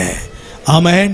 என் அன்புக்குரியவர்களே, இங்க இருக்கிற ஒவ்வொருவரும், ஆமென், யோவான் ஸ்நானகனை போல நீங்க எழும்பிட்டீங்கன்னா, யோவான் ஸ்நானகனை போல வனாந்தரத்திலிருந்து கூப்பிடுங்களுடைய சத்தமா நீங்க மாறிட்டீங்கன்னா, இந்திய தேசத்தின் எழுப்புதலை சந்திச்சிடலாம். தேசத்துல, பட்டணத்துல, ஆமென், ஜனங்களுக்கு நடுவில், ஆமென், ஒரு பெரிய ஆசீர்வாதமான ஒரு ரட்சிப்பின் மழை ஆண்டவர் தருவார். ஆமென். எல்லா பூமியில் இருக்கிற எல்லாருடைய முழங்காலுகளும் இரட்சகர் இயேசுவுக்கு முன்னால முடங்க ஆரம்பிக்கும். எல்லாருடைய நாவுகளும் இயேசுவே ஆண்டவர் என்று அறிக்கை செய்ய ஆரம்பிக்கும். இப்படிப்பட்ட ஒரு பெரிய மாற்றத்தை தேசம் பார்க்கணும்னா திருச்சபை யோவான் ஸ்நானகன்களாக மாற வேண்டும்.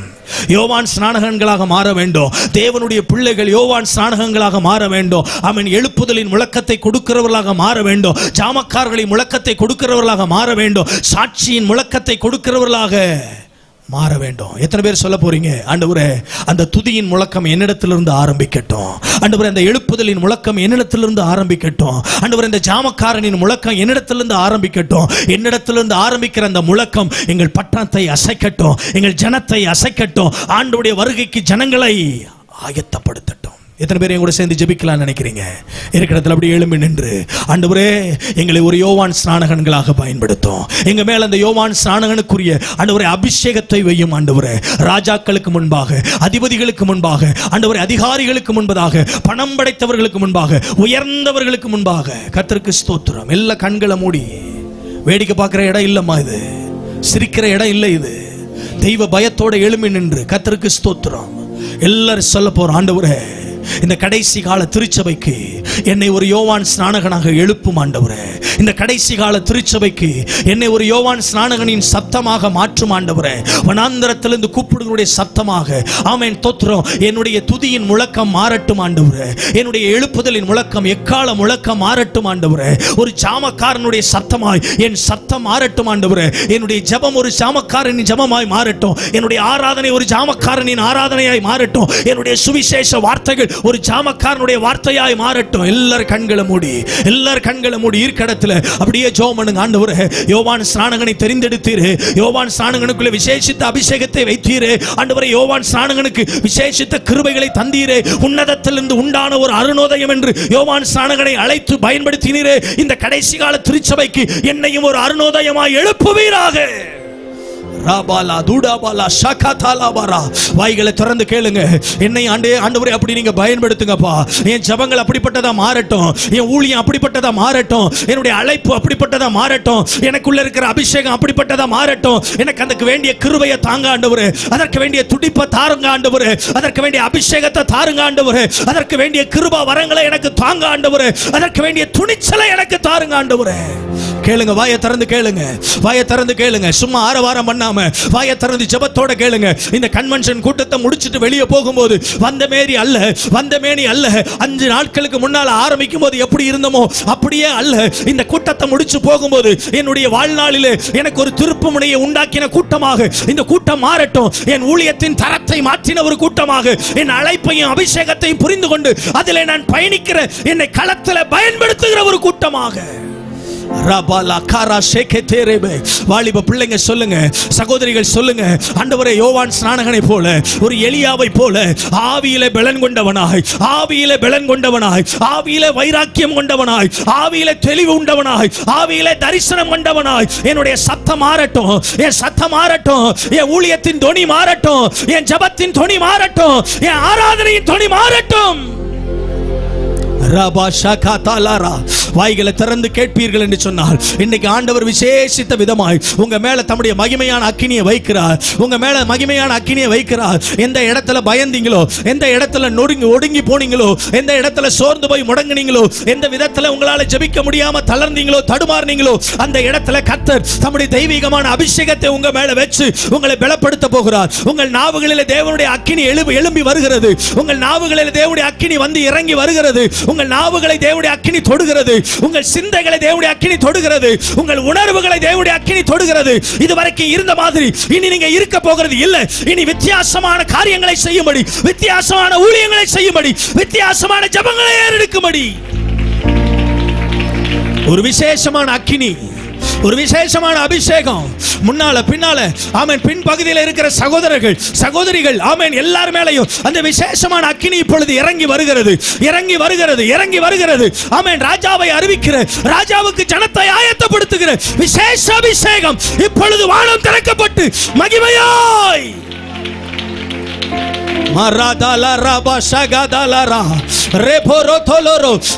கேளுங்க கேளுங்க, என்ன பயன்படுத்துங்க ஆண்டவரே, என்ன பயன்படுத்துங்க ஆண்டவரே. வாலிப பிள்ளைங்க கேளுங்க, என்ன பயன்படுத்துங்க ஆண்டவரே. சகோதரிகள் கேளுங்க, என்ன பயன்படுத்துங்க ஆண்டவரே. என் மேல அந்த விசேஷ அபிஷேகத்தை இந்த மாலை நேரத்தில் இந்த கூட்டத்தின் கடைசி பகுதியில் என் மேல வைங்க ஆண்டவரே, என் மேல வைங்க ஆண்டவரே. என்னிடத்தில் துணிக்கிற முழக்கம், என்னிடத்தில் வெளிப்படுகிற சத்தம் இயேசுவை அறிவிக்கிற சத்தமாய், சுவிசேஷத்தை அறிவிக்கிற சத்தமாய், இயேசுவை ஆண்டவர் என்று பிரகடனப்படுத்துகிற சத்தமாய் அந்த விசேஷ அபிஷேகத்தை, அந்த விசேஷ அபிஷேகத்தை இந்த மாலை நேரத்தில் என் மேல வைங்க ஆண்டவரே. அக்கினியா இறங்கி வரட்டும், அக்கினியா இறங்கி வரட்டும். எலியா ஜெபித்த போது கர்மேல் பர்வதத்தில் இறங்கி வந்த அந்த மகிமை, கர்மேல் பர்வதத்தில் இறங்கி வந்த அந்த மகிமை இந்த கன்வென்ஷன் மைதானத்துக்குள்ள இப்பொழுது இறங்கி வருவதாக, தேவ ஜனங்களை தொடுவதாக, தேவ ஜனங்களை தேவ அக்கினி இப்பொழுதே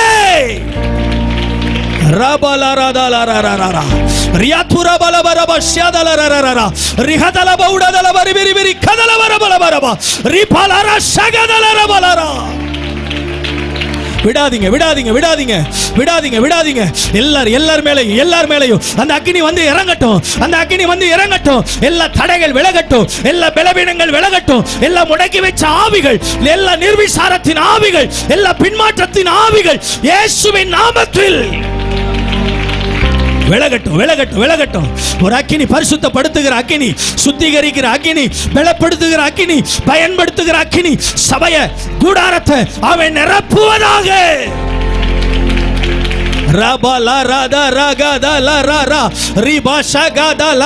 அந்நிய பாஷையில பேசி, அந்நிய பாஷையில சில இன்னும் நிர்விசாரமா நிக்கிறீங்க. விட்டு கொடுங்க விட்டு கொடுங்க விட்டு கொடுங்க. தேவ மகிமை நிரப்பட்டும், தேவ மகிமை நிரப்பட்டும். சகோதரா சகோதரி, உங்க மேல அந்த மகிமையின் வல்லமை, அந்த மகிமையின் வல்லமை, அந்த மகிமையின் வல்லமை வாலிப பிள்ளைகள் மேல, வாலிப சகோதரர்கள் மேல, வாலிப சகோதரிகள் மேல, என் அன்பு தாய் தகப்பன் மேல அந்த விசேஷ அக்கினி, சுத்திகரிக்கிற அக்கினி, மகிமைப்படுத்துகிற அக்கினி, விடுவிக்கிற அக்கினி.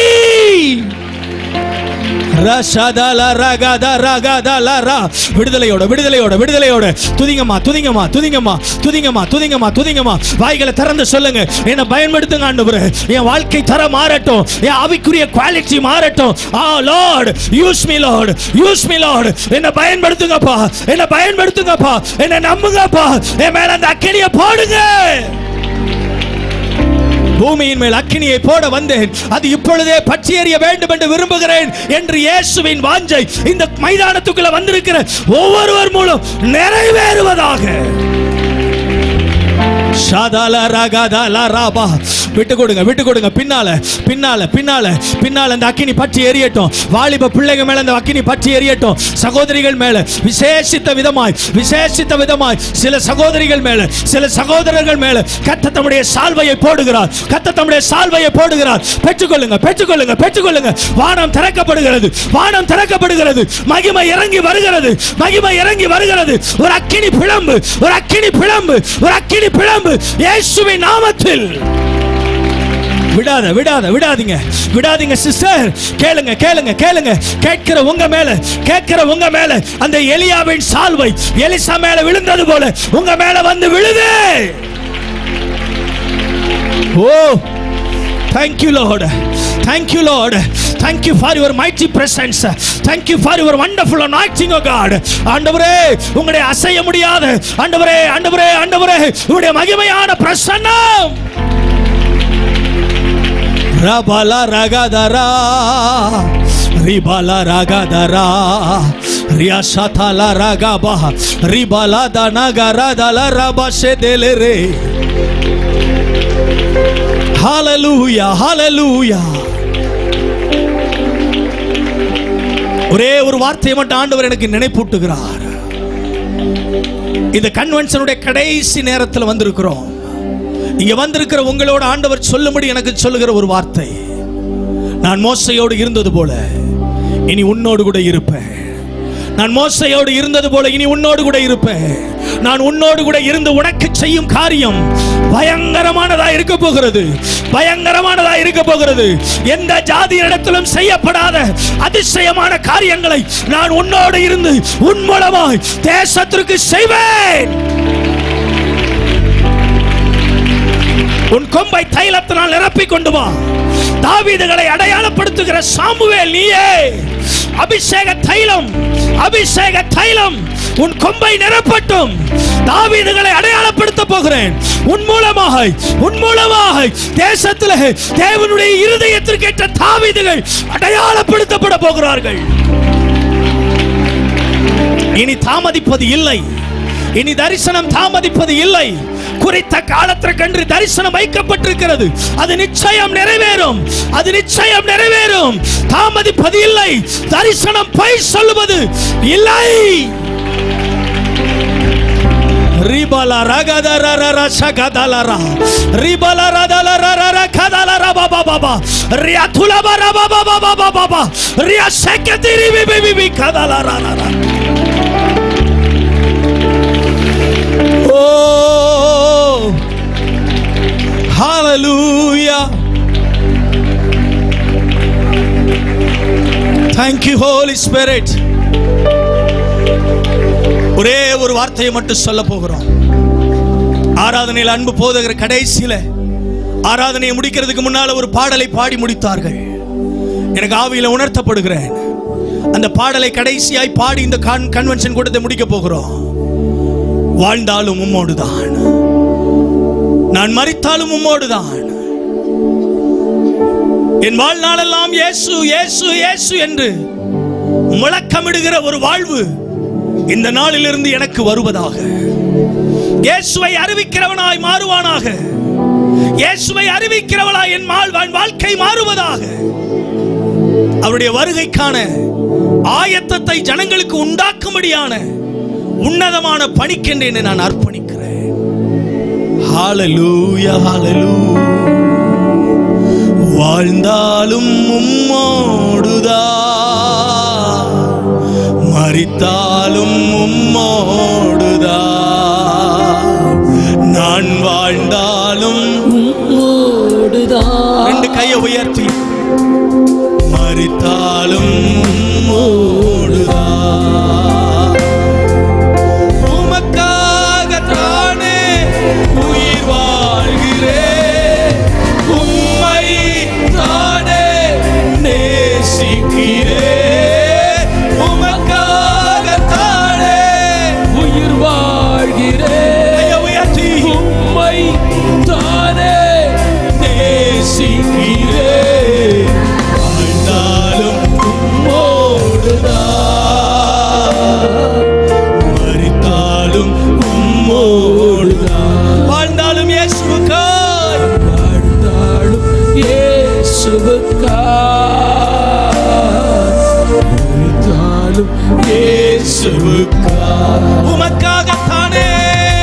உமக்காகத்தானே உயிர் வாழ்கிறேன், உம்மை தானே நேசிக்கிறேன்.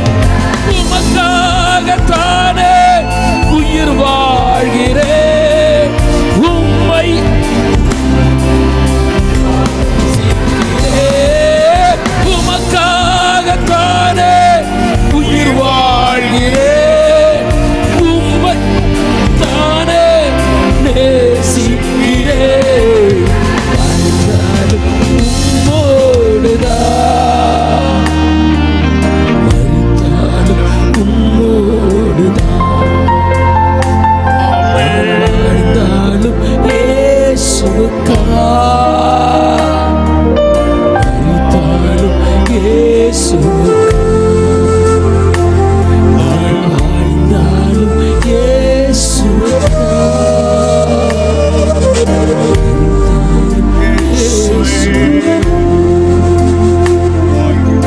Hallelujah.